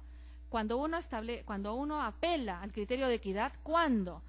Hay quienes dicen que es solamente para cuantificar el daño moral, hay quienes dicen que es para los daños patrimoniales, es para en realidad cualquier tipo de daño que no pueda ser probado, ¿no? Se ha probado que se ha causado un daño, pero no se puede probar el quantum. Si nosotros leemos el artículo textualmente dice cuando la cuantía del daño no pueda ser probada, ¿no? Es decir, ya se probó todo lo demás. Fíjense, se probó quién causó, se probó el nexo causal, se probó todo, se probó el daño y el tipo de daño. Lo que no se ha probado es la cuantía del daño, ¿no? Ahí entra el criterio de equidad.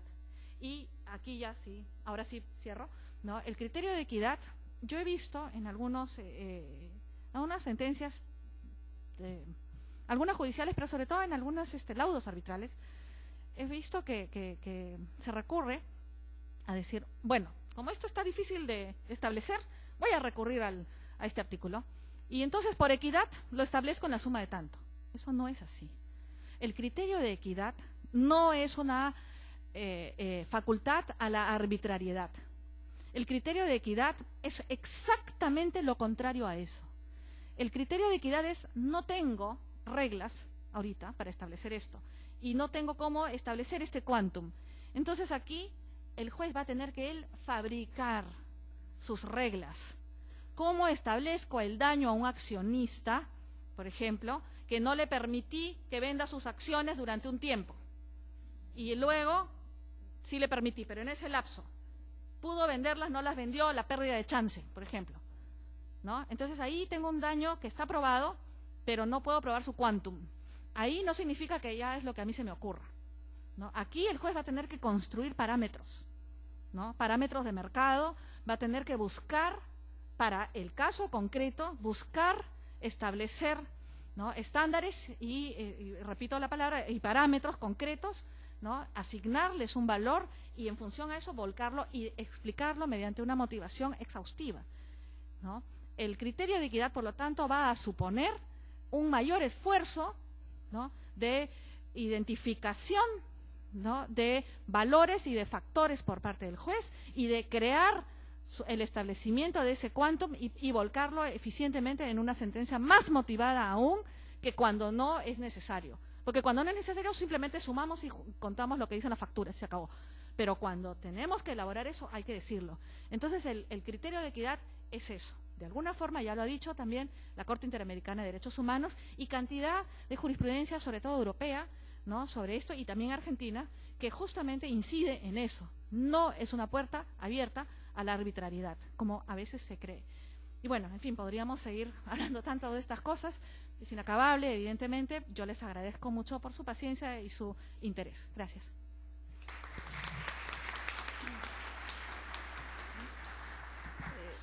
Agradecemos la excelente intervención de la doctora Rosana Jiménez Vargas Machuca. Ahora escucharemos a la doctora Mercedes Manzanares, que nos dará su posición, su punto de vista sobre la cuantificación del daño.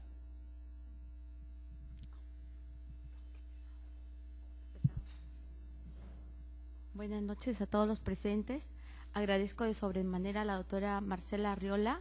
Asimismo, saludo de especial manera la bonita exposición que ha hecho mi compañera de trabajo, doctora Rosana Jiménez, y lo que la doctora ha ido señalando poco a poco es realmente la problemática que se presenta cuando se trata de cuantificar el daño, cuando estamos en una situación concreta para evaluar el daño. Este tema, como ustedes aprecian, es de constante interés, no solamente para nosotros como jueces, abogados, sino también para los médicos, las aseguradoras, porque el tema del daño es cada día sucede. Y cada vez más la persona toma más relevancia frente a la situación de un daño concreto. Esa fue la inquietud mía que tuve también al momento de que me tocó a mí hacer una investigación en la Universidad de Valencia, en el marco de un doctorado, y justamente realicé una investigación que quisiera compartir en un poquito por el tiempo, solo tengo 5 a 10 minutos, pero tengo algunos cuadros relevantes que fueron justamente a propósito de esta investigación. La riqueza del derecho, como lo advierte la doctora Rosana, realmente es diversa respecto de los criterios que se consideran para evaluar el monto indemnizatorio. En el marco de la investigación realizada, encontré al menos 23 criterios, que no será una tabla cerrada, sino a medida que se va avanzando en la investigación podrá ir avanzando. Dentro de esos 23 criterios que encontré respecto de la jurisprudencia en el Perú, porque mi inquietud era evaluar cuáles eran los criterios que tenía el derecho comparado, ¿no? Porque hacía una investigación con respecto a España, y qué criterios teníamos nosotros. A raíz de esa inquietud es que realizo una investigación estadística y determinamos que en una evaluación, el gráfico 2, por favor, el siguiente, que los criterios utilizados en el Perú para sentenciar eran ciertamente los que están allí, con un 36% en una muestra de 77 expedientes en un principio, en el año 2004 a 2005, y con una muestra posterior, que la voy a ver en la otra tabla, encontramos que los criterios mayormente utilizados para sentenciar en los jueces en el Perú, especialmente en Lima, era que consideraban el daño como mayor incidencia para tomar en cuenta el criterio de cuantificación. Así lo ha establecido la doctora Rosana, lo he visto en esta exposición, y lo ha señalado que los daños se tienen en cuenta, la magnitud del daño. También otro de los criterios con menor incidencia es la prudencia, ¿no?, al 16%. Encontramos al 9% que usan criterios, por ejemplo, la condición personal de la víctima, al 3% a la equidad, al 4% se tomó en cuenta los gastos médicos, la situación del deudor, en menos incidencia, en el 9% no encontré ningún criterio. Este gráfico fue del año 2004 y 2005. Entonces, pero en el año 2006, en el cuadro tabla 5, encontramos que los criterios utilizados para fijar el monto indemnizatorio seguían igual, la magnitud del daño, esto fue una muestra mucho mayor de 149 expedientes, con una muestra, la frecuencia del 26, una frecuencia de 40 incidencias, 40 observaciones, la magnitud del daño, el criterio prudencial con 35 observaciones, la equidad con 15, los factores económicos con 20 de frecuencia, conducta responsable en 10 de frecuencia, que es más o menos el 6-7%, la situación personal de responsable con 2.6% y con una frecuencia de 4%, la conducta de la víctima con 4.03% y una frecuencia de 6%, y la condición personal de la víctima con una frecuencia de 7% y al 4%. ¿Qué es lo que el gráfico número 5 nos está reflejando en este código de barras la misma situación que estoy señalando? ¿Qué es lo que demostraba la investigación respecto a los criterios utilizados en el Perú? Que los criterios que utilizaba el Perú, de todas las sentencias que tuve que analizar, es que los criterios usados solo eran temas subjetivos, criterios subjetivos, como ustedes están viéndolo de manera concreta. Sin embargo, siguiendo con la investigación, encontré que habían otros criterios que de alguna manera lo usaban en otros países y que sin embargo no aparecía en la jurisprudencia y de alguna manera tampoco lo recoge las normas peruanas. ¿Cuáles eran los otros criterios? El método de cálculo por puntos, el método multiplicador, el método matemático, el método inconcreto, que de alguna manera lo tenemos dentro del criterio prudencial, el criterio tabular, el tema de los seguros sí lo tenemos, como lo ha explicado la doctora Roxana, y uno de los temas que no lo tenemos muy en cuenta, pese a que no es necesario que esté legislado, es el análisis económico del derecho, con todas sus implicancias de las teorías económicas aplicadas para la cuantificación del monto, como es la teoría de Coase, la ley de la demanda, la teoría de la eficiencia, la teoría del bienestar de Pareto, la teoría de la competencia perfecta, la teoría de la compensación intangible. Asimismo, elementos económicos dentro de las sentencias, sociológicos y culturales, además de otra teoría que se llama la teoría de la eficiencia. Tampoco teníamos el criterio que usan en Argentina sobre la racionalización de las decisiones judiciales en daños y perjuicios. En fin, los criterios, cada uno de ellos, no voy a poder explicarlos por razones de tiempo. Yo soy panelista y la situación no puede extenderse más allá de los 10 minutos. Entonces, sin embargo, yo traía a colación y a ponerlo en tema de debate que en el Perú, se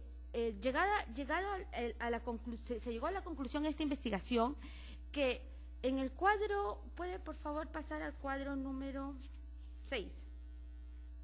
La situación de no tener criterios objetivos para el momento de la cuantificación del monto traía como consecuencia que los montos asignados a cada tipo de daño, por ejemplo, al daño físico, fluctuaba en los casos investigados de 6.000 a 60.000 soles la cuantificación del daño por el daño físico.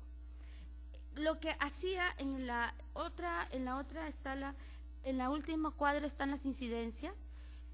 Tenía un mínimo, por tanto, en el daño físico entre 6.000 y 60.000 nuevos soles para cuantificar el monto, con una desviación estándar de 19.052.56 soles, lo cual era una desviación demasiado oscilante para la estadística.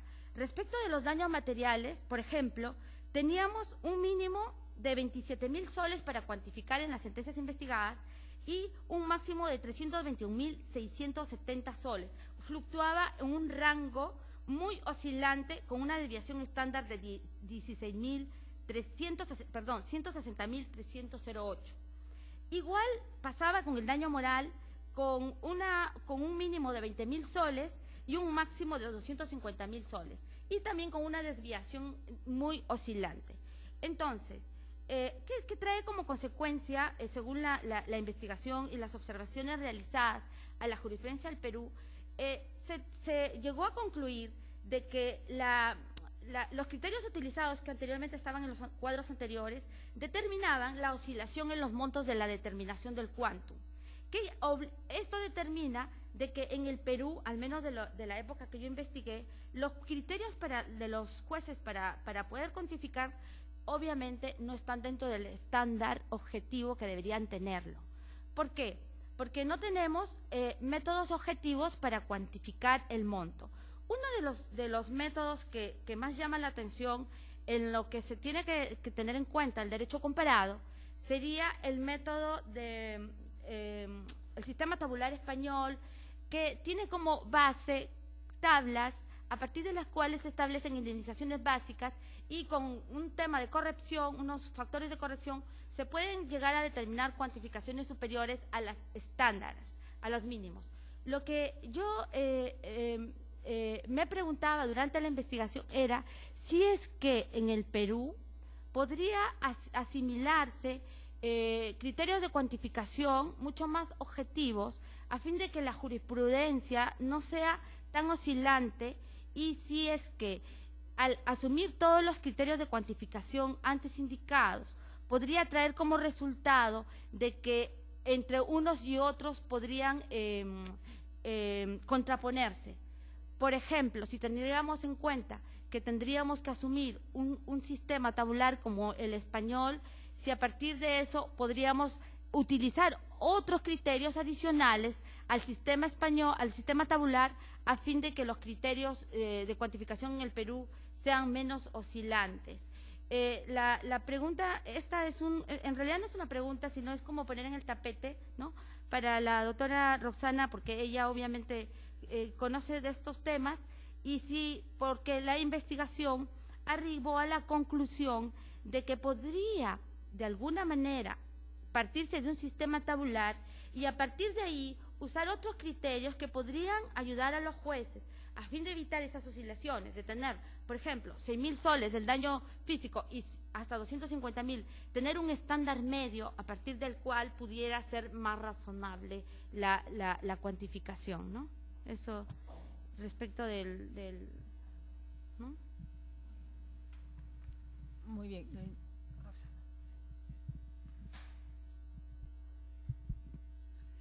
Agradezco la excelente pregunta y el comentario también realizado por Mercedes, por la doctora Manzanares. Ciertamente, ¿no?, ya en muchos países se utilizan estas tablas o baremos, ¿no? Hay algunos muy interesantes, hay unos más exhaustivos que otros, hay algunos países donde utilizan tablas pues genéricas para no encorsetar tanto al juez, y hay otros que son muy minuciosas, ¿no? Por ejemplo, hay una tabla que alguna vez vi en Italia, yo no estaba en Italia, no, en Italia, hecha por un tribunal italiano, ¿no?, que se utiliza mucho, y que, por ejemplo, considera, por ejemplo, factores como las variables de sexo, edad, y luego empieza para el daño físico cada miembro, ¿no? Si una persona pierde, por ejemplo, ya ni siquiera hablamos de un dedo, la falange, la primera falange de este dedo, tanto, ¿no?, tantos euros, ¿no? Y así se va avanzando, y es diferente, ¿no?, lo que está valorizado para una persona de 10 años de edad que para una persona de 85 años de edad, por ejemplo, ¿no? Hay valorizaciones en función de la expectativa de vida, en fin, ¿no? Y así va variando. Sabemos que cada dedo no vale lo mismo, ¿no? Lo comentábamos pues hace un rato, ¿no?, en la antesala, ¿no? Evidentemente este dedo, el pulgar, es el más valioso, porque es nuestro dedo palanca, ¿no? Con este dedo, gracias a este dedo nosotros podemos hacer esto, podemos ahora todo el mundo pues con el teléfono, ¿no? Ya no existiría pues mayormente esta posibilidad, no solamente por presionar las teclas, sino porque es palanca. Imagínense la mano sin estos dedos, ¿no? Solamente con los dedos como una patita de animal, ¿no? Sin el dedo palanca, que nos distingue enormemente y que nos es muy útil. Entonces, este dedo es muy valorado, ¿ya? Entonces, todo eso es tomado en cuenta, ¿no? Porque son tablas hechas por muchos profesionales. Y entonces va avanzando si te falta la mano, si te falta el brazo, si todo el brazo, la pierna, una pierna. Entonces, pero esas tablas significan, ¿no?, que sobre esa, no menos de eso, es como en las pensiones, tu tope mínimo, ¿no? Tu tope hacia abajo. No menos de eso. Tú pierdes la mano izquierda y tienes 35 años de edad y eres mujer, entonces esto es lo que te van a dar, no menos. Sobre ese básico viene ya el caso concreto, ¿no? Y entonces, si sobre eso tienes que el dedito lo perdió el pianista, ¿no?, y entonces ya tienes otros daños adicionales, ¿no?, al proyecto de vida, y como comentaba, ¿no?, hace un rato también, depende además, ¿no?, si es un artista, pues un pianista, pues de renombre, ¿no?, exitoso o no, bueno, en fin, ya se analizará el caso, el pintor, en fin, no es lo mismo que pierda pues un pedazo de un dedo, un pianista, a que lo pierda un abogado, pues, ¿no?, sin menospreciar, por supuesto, ¿no?, pero no es exactamente igual, ¿no?, no es exactamente igual, ¿no?, y así, ¿no?, hay que ver, ¿no?, hay que ver el tipo de de eso se trata, ¿no? Esos son los baremos y sobre eso para arriba. Y entonces es muy bien, es muy buena la acotación que se ha hecho, porque en realidad, sí, una crítica, ¿no?, muy grave que se hace en nuestro sistema es que en realidad pareciera, si no tenemos ni medio criterio, ¿no?, ya pareciera pues que es la lotería.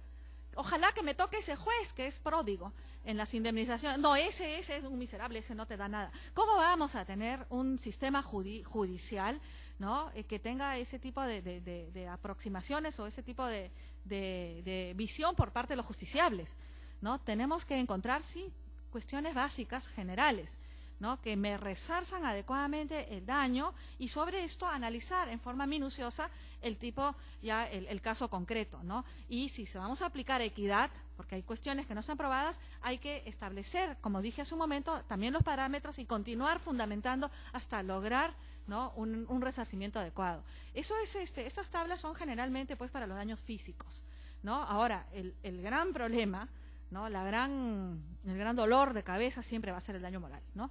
Sobre todo ante la pérdida de un ser querido, ¿no? Ese siempre es nuestro talón de Aquiles y eso es un problema en el mundo entero, ¿no? Y simplemente, y acá que no se preocupe que voy a ser sumamente breve, les cuento simplemente una discusión muy bonita sobre este tema, ¿no? Entre otra vez Traseñís y el doctor Fernández Cesarego, ¿no?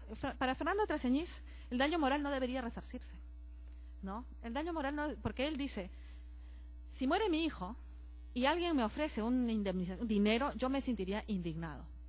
Para mí, que me den dinero por la pérdida de un ser querido supone convertir en algo material, ¿no? Envilecer, ¿no? Mercantilizar, ¿no? Algo que es del mayor valor, de la entidad más sagrada, ¿no? En un ser humano. Yo no podría recibir, porque sentiría que estoy menospreciando a ese ser querido. ¿Suena lógico, sí o no? Esa es una posición. ¿Qué dice el maestro Fernández Cesarego a esto? Esas son las discusiones, pues, de las mentes brillantes, ¿no? El doctor Fernández Cesarego dice, por el contrario, dice exactamente por el contrario. Si solamente vamos a dedicar el esfuerzo en resarcir lo patrimonial y no lo inmaterial, ¿no? El daño al proyecto de vida, ¿no? Todo lo que es más importante en un ser humano, y no vamos a tratar de esforzarnos en lo más mínimo en buscar un resarcimiento y nos vamos a centrar solo en lo material, más bien, en ese caso, estamos volviendo todo es materialista, ¿no? Y entonces me niego a eso, dice. Hay que darle la mayor importancia al resarcimiento en el daño moral. Esa es una corriente, evidentemente, que sí que nosotros tenemos, bueno, nuestro sistema está adscrito a ello, y además, pues, también por la Corte Interamericana, que más hace su esfuerzo en indemnizar a estas víctimas, ¿no? de atropellos a los derechos humanos. Entonces, bueno, me adscribo a esta segunda posición también, ¿no? Del doctor Fernández Cesarego, pero sin dejar de considerar en lo interesante que es la primera posición, ¿no? Y que no le falta razón también, ¿no? Y bueno, una vez más, ya el problema, una vez pensado el qué, viene el cómo, ¿no? El cómo indemnizar el daño moral. Eso es una verdadera complicación, porque esto es una cosa diferente a estos baremos que son de daños físicos, ¿no? Ya es es evaluar un sentimiento, ¿no? Evaluar una proyección. Y finalmente, ya un poco ya para terminar, en cuanto a la nomenclatura, ¿no? Hay quienes dicen el daño moral es una cosa, el daño a la persona es otro, ¿no? El daño subjetivo tiene un montón de nombres, ¿no? Entonces se dice también, por ejemplo, que el daño moral es equivalente al dolor, a la aflicción, el pretium doloris, ¿no? De los romanos. En tanto que el daño a la persona es algo mayor. Por lo tanto, el daño a la persona es el género y el daño moral es la especie, ¿no? Eso es una posición, esa posición del maestro Fernández Cesarego. Por otro lado, no hay quienes dicen que no es así, ¿no? El daño moral no es necesariamente identificado con el dolor y la aflicción nada más. El daño moral como sinónimo de inmaterial, así como las personas jurídicas que son personas morales y algo abstracto, igual el daño moral no como dolor, sino daño moral como sinónimo de daño inmaterial. Y bajo ese punto de vista, daño moral sería sinónimo de daño inmaterial, que también es sinónimo de daño extrapatrimonial. Yo me escribo eso porque, y ahí sí estoy con esa corriente que dice no hay que estar en la guerra de etiquetas, ¿no? Son daños patrimoniales, daños extrapatrimoniales, y ya se verá en el caso concreto cuál fue el daño concreto que se ha causado. Gracias. Muy bien.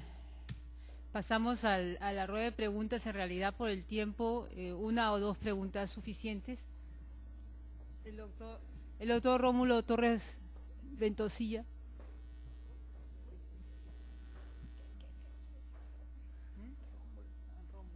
Sí, quería hacer formular una inquietud en el sentido de que sobre los procesos, sobre los temas donde se toman procesos, demandas donde se ve la negligencia médica o la mala praxis, en donde se producen daños irreparables. Y a su vez, otros temas que he visto publicados también sobre la adquisición o contagio de enfermedades en centros hospitalarios, los que han generado también procesos contra el Estado o clínicas particulares donde se han adquirido este tipo de males. La inquietud es cómo se debería pronunciar el órgano jurisdiccional en este tipo de asuntos, donde, como estaba refiriendo, son daños irreparables que se están produciendo a la víctima, no generados por una mala praxis del profesional médico, quien tiene la responsabilidad de atender y curar a un paciente. Y de otro lado, el hecho de los contagios en los centros hospitalarios. ¿Qué tipo de medición sugerirían ustedes pagar a este tipo de víctimas? Interesantísimas ambas preguntas. En cuanto a los daños por mala praxis, ¿no? Nosotros tenemos un problema y bueno, podemos mencionarlo, ¿no? El problema que se tiene, ¿no?, es que, no diré en todos, pero en una importante mayoría de casos, ¿no?, como el juez no es médico, ¿no?, porque no solamente se ve el daño, sino se ve la mala praxis, ¿no? Y entonces, ¿cómo el juez va a evaluar si el procedimiento quirúrgico, ¿no?, estuvo bien o mal hecho, ¿no? Entonces, en ese caso, ¿qué hacemos? ¿No? Generalmente, ¿no?, se va a enviar a un perito, ¿no?, que es un médico, que va a estudiar la historia clínica, va a estudiar lo que ha ocurrido, ¿no?, y va a decirnos en su informe que no hubo mala praxis, porque eso es lo que siempre se dice, ¿no? Y esa es la verdad. Pase lo que pase, yo la verdad no he visto, de hecho que hay, pero en mi experiencia personal nunca vi un informe médico donde se dijera sí, acá no se actuó correctamente. El protocolo quirúrgico no se observó como debió ser. No se evaluó la condición del paciente mediante las pruebas previas que se tiene que realizar. A ver si coagula bien, en fin, todo lo que hay que, ¿no? El preoperatorio, que es una preparación y es un estudio del paciente para ver si puede ser sometido a ese tipo de procedimientos o no, ¿no? Entonces, yo no veo eso generalmente. Entonces, ese es un primer gran escollo, ¿no? Cómo superar y remontar eso, ¿no?, para poder obtener ese tipo de ayuda, de auxilio judicial, ¿no?, por parte de los expertos, que sea de orden objetivo e imparcial, ¿no? Generalmente no se acusan entre sí, ¿no?, los médicos. Suele ser así, porque si no el gremio después le aplica pues la Guerra Fría, ¿no? Entonces, eso es un primer escollo, ¿no? Ahora, independientemente de ese escollo, ¿no?, tenemos una segunda, ¿no?, otra inquietud sobre esto. Más allá de si hubo mala praxis o no, si esta persona, ¿no?, como consecuencia de esta operación, ¿no?, o luego de esta operación, queda con una lesión, ¿no?, irreversible, ¿no?, que le limita en forma pues drástica su calidad de vida, ¿dónde tiene que quedar, ¿no?, el daño? Si no se logra probar la mala praxis, ¿el daño se queda donde ella? ¿Dónde? Porque el sistema de responsabilidad hay un daño. O sea, el daño ya ocurrió, no podemos eliminarlo, el daño ocurre. El tema es, ¿dónde lo movemos? ¿Dónde lo colocamos? ¿Se queda en la víctima? ¿Lo sacamos de la víctima? ¿Lo colocamos en otro lugar? ¿No? ¿Quién responde? ¿No? ¿Quién responde? Hay jurisprudencia, hay posiciones que tienden hoy en día, a diferencia de lo que hemos visto tradicionalmente, a considerar que esa distinción que se desarrolló en alguna época y que se mantiene entre obligaciones de medios y obligaciones de resultados, ¿no?, y que las obligaciones de medios son, aquí prepondera la culpa, y la obligación de resultados es una responsabilidad objetiva, o sea, ¿se logró este resultado o no? Y dependiendo de eso respondes o no. Los medios, en cambio, se va a evaluar la diligencia, ¿no? Entonces, esas teorías, ¿no?, de la obligación de medios y obligación de resultados de la mano con la responsabilidad objetiva y subjetiva, a su vez, nosotros siempre le hemos asumido, por ejemplo, con que la responsabilidad de los profesionales en general es una obligación, ¿no?, de medios, ¿no?, porque intentan, ¿no?, ellos ponen su profesionalismo, ellos ponen sus conocimientos y no se puede saber qué resultado porque el organismo humano va a reaccionar en forma a veces impredecible, ¿no? No siempre va a reaccionar igual, por lo tanto no se le puede asimilar con una obligación de resultados. Por lo tanto habrá que buscar la culpa siempre, ¿no? Eso es como tradicionalmente se ha visto y se ha analizado. Algo así parecido a ciertas obligaciones de resultados como el transporte. Yo te contrato para que me traigas este producto. No me importa, ¿no?, qué pasó en el camino, salvo que haya una fractura. Pero si no, fractura causal me refiero, ¿no? Pero si no, tú respondes. Me lo traes y te pago. Si no me lo traes, obligación, no, responsabilidad objetiva, respondes, ¿no? Sobre esto último es muy pacífico hoy en día, que se va a tender hacia una responsabilidad objetiva.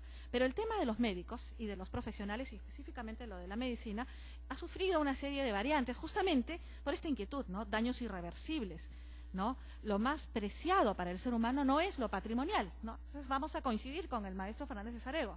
Es mi vida, ¿no? Es mi actuación en la sociedad, mi desenvolvimiento, mi facultad de comunicación, de desplegar mis habilidades, mi profesión, mi creatividad. Yo quiero ser un ser humano que pueda producir lo máximo que pueda hacer hasta que me muera. Eso es lo que yo quiero y lo que todos quieren. Entonces, si alguien, ¿no?, si por alguna razón se me priva de ello, ¿no?, entonces se tiene que responder. Se tiene que responder, ¿no? Entonces, aquí más allá de la cuantificación del daño, ¿no?, aquí hay un tema de cómo establecer la responsabilidad, ¿no? Ese es el primer gran problema. Hoy en día, ¿no?, si vemos la jurisprudencia comparada, se va a tender, ¿no?, a considerar, ¿no?, justamente que el tema de la salud en una forma similar, esa es la búsqueda de soluciones, ¿no?, en una forma similar, ¿no?, a la que hablamos hace un rato de los vehículos, ¿no?, se va a tratar de empujar hacia lo que es la difusión del riesgo, ¿no? Entonces toda la sociedad tiene que responder cuando esto ocurra, porque todos sabemos que ante ciertos procedimientos, ¿no?, médicos van a ocurrir probablemente accidentes, van a haber pastillas, van a haber medicinas que me van a curar, ¿no?, una enfermedad autoinmune o me van a ayudar a superar un cáncer, en fin, lo que sea.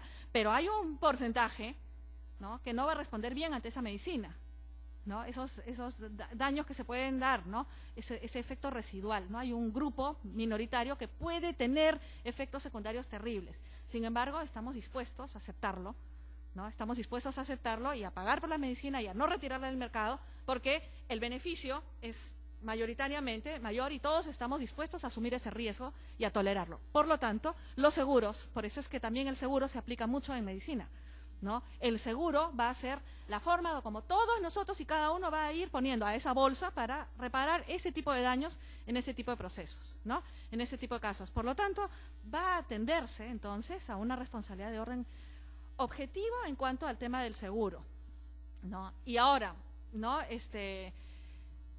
para poder evaluar la responsabilidad ya directa, digamos, del médico que operó, sí creo que debe evaluarse la subjetividad también, ¿no?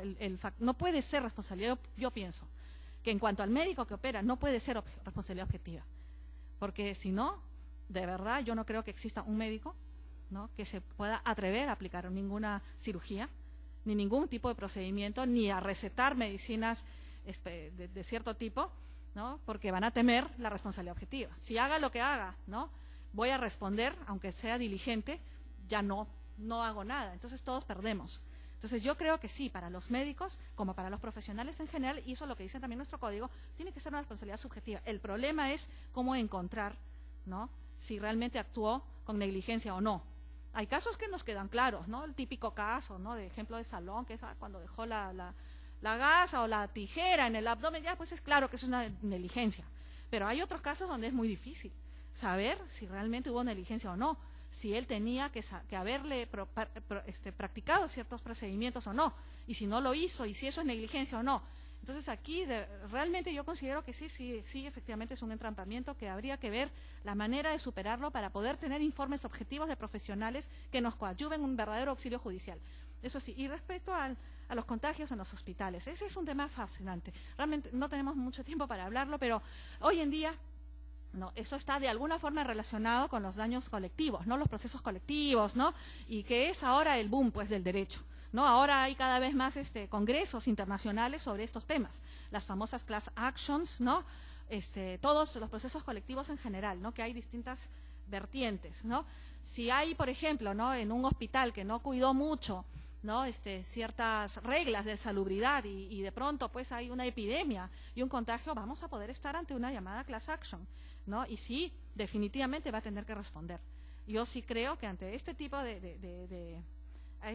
de situaciones, ¿no? Donde se dan temas de orden masivo, ¿no? En un centro donde justamente tienen el expertise, tienen los medios y tienen el conocimiento como para prevenir este tipo de problemas, sí deberían responder, que es muy diferente a que se dé un brote de este tipo pues en otro tipo de establecimiento, ¿no? Si no sé, pues, ¿no? En la sala comercial, ¿no? De pronto se da una epidemia, pues no tiene la culpa el Poder Judicial, ¿no? Salvo que haya hecho un acto totalmente negligente y absurdo, pero si no hay, pues, no es su tarea hacerlo, ¿no? Pero si es en un hospital, por supuesto que tienen una serie de reglas, tienen reglamentos, tienen toda una normatividad no de salud, de salubridad que tienen que seguir. Entonces sí, claro, tendrían que responder. Sí, doctora, buenas noches. La pregunta está relacionada con la anterior, mala praxis, pero mi pregunta incide en el tema de las operaciones estéticas, que en la actualidad está elevándose el número creciente y como consecuencia también están trayendo de pronto una serie de procesos indemnizatorios realizados por la mala praxis de ello. Dos preguntas puntuales. Usted habló de la obligación de medios, obligación de resultados. Normalmente siempre sabemos que los médicos actúan en forma diligente y no tienen que responder por un resultado determinado, pero parece que eso ya está cambiando en cuanto a las operaciones estéticas, porque ya hay toda una metodología y hay una ciencia muy avanzada que le permite a una señora o a un caballero decirle, mire, te voy a dejar un rostro parecido a tal artista, y entonces y de pronto le realizan la operación y cuando la familia ni la conoce de repente a la persona y ni le abre la puerta porque es otra persona distinta, y de pronto la nariz o el pómulo que se hizo no encaja dentro del rostro, ¿ahí el médico responde por una obligación de resultados de pronto o obligación de medios? Y segunda pregunta, ¿existe participación del paciente en haber insistido en que el médico le coloque determinada nariz, determinada oreja, o sabe Dios que quiere cambiarse, y que finalmente no dé el resultado óptimo frente a la sociedad? Esa era la pregunta. Realmente fabulosas las preguntas y da para hablar tanto, ¿no?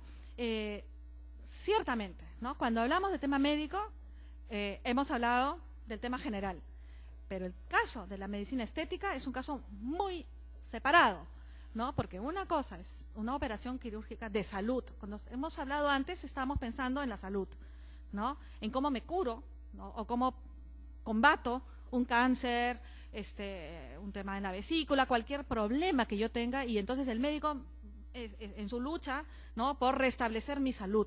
De eso hemos estado hablando, sobre el tema de mala praxis, etcétera. Cosa distinta es el tema estético, ¿no? Salvo hay zonas grises, ¿no? Hay temas estéticos en caso de quemados, de desfiguraciones, eso sí yo lo pondría en el primer rubro, ¿no? Pero digamos ya la estética, pues, como la vemos pues todos los días, basta que prendamos los canales locales, nacionales, y vemos eso, pues, ¿no? A cada rato. Hoy en día, ¿no? En cuanto a la cirugía estética y a este tipo de operaciones, no puedo decir, obviamente, que es homogéneo, pero hay una gran tendencia a considerar que en este caso específico estamos hablando de obligaciones de resultados. Por lo tanto, se está tendiendo hacia una responsabilidad objetiva, porque no estamos hablando de un tema de salud, ¿no? Estamos hablando de otro tipo de tema, ¿no? Y entonces, si me causan un daño con motivo de una operación de cirugía estética, ¿no? Que tiene una idea, una noción, una procedencia diferente al tema de la recuperación de la salud, ¿no? Entonces, sí, a estos médicos estamos hablando de términos jurisprudenciales y de tendencias, ¿no? Porque si miramos nuestras reglas, pues no tenemos normas jurídicas específicas que hagan estas distinciones, ¿no? Esto se va creando, lo que dijimos al principio, el derecho vivo, ¿no? El caso, la realidad, ¿no? De dónde viene, ¿no? La naturaleza de las prestaciones, ¿no?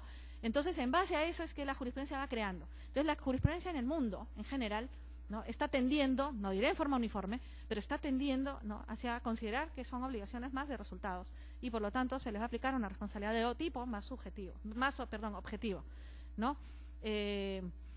Ahora, eso es si hay un daño, ¿no? Como en estas señoras o señoritas o gente que se aplica pues estas siliconas ¿no? Caballeros también, ¿no? ¿no? Que viene pues de aceite de avión, ¿no? Y entonces le va a producir un daño, pues un daño, ¿no? Claro. Pero también hay lo que usted también señaló muy bien, ¿no? Que es no es que le causa un daño, o sea, no me ha puesto pues un producto que me ha producido una reacción alérgica y perdí un miembro, no, simplemente que no me puso la nariz me queda fea, así de simple. O sea, no estoy bien, estoy saludable, estoy llena de vida, pero no me gusta esta nariz, ¿no? Aquí hay dos cosas, ¿no? Habrá que ver el caso por caso también, ¿no? Si yo pedí una nariz chica y me puso una nariz más chica de lo que pedí, ¿no? Y ahora tengo un aspecto de perrito pequinés, entonces sí, me puedo quejar, porque no me hizo la nariz que yo quería, acá hay un incumplimiento, ¿no?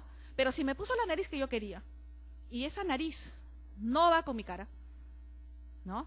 Ese médico debió advertirme también, ¿no?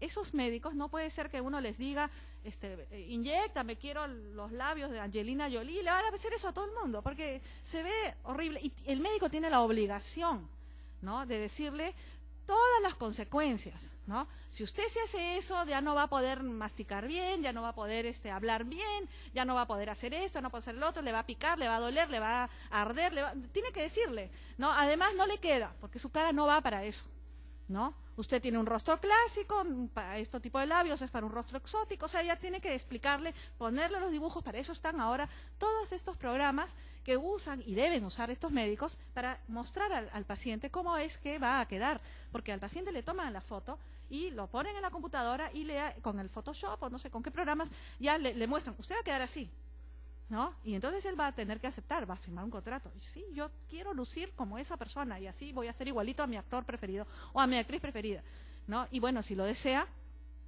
yo creo que podría ser, ¿no? Si ese es su deseo.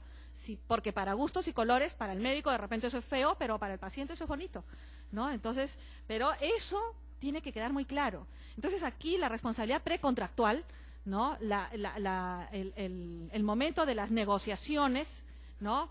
Y para llegar a establecer, ¿no? el contrato y las prestaciones y el resultado va a tener que ser muy minucioso, porque si no, realmente va a traer esos problemas. Bien, entonces damos por concluida esta conferencia, no sin antes agradecer a la doctora Roxana Jiménez Vargas Machuca, a la doctora Mercedes Manzanares y a la Comisión de Capacitación del Área Civil y Procesal Civil de la Corte Superior de Justicia de Lima, acá en la presencia de su presidenta, la doctora Marcela Arriola, con quien hemos trabajado conjuntamente para poder ofrecerles este ciclo de conferencias. También avisarles, por favor, antes de concluir, que el día de mañana ya está habilitada en la página web la inscripción para la última conferencia que se realiza el 20 de noviembre sobre la inexactitud registral. Los invitamos a participar. Buenas noches, hasta luego.